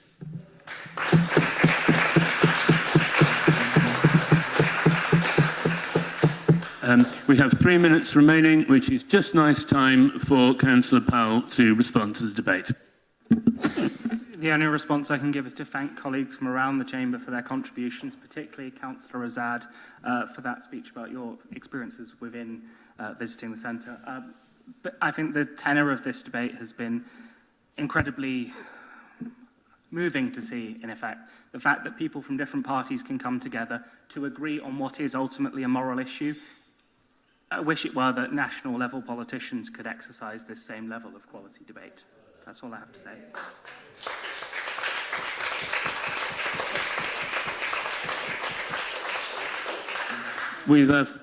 We therefore move to a debate on the motion. All those in favour, please. Sorry? What did I say?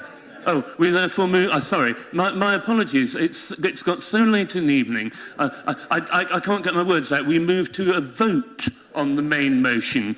All those in favour, please show.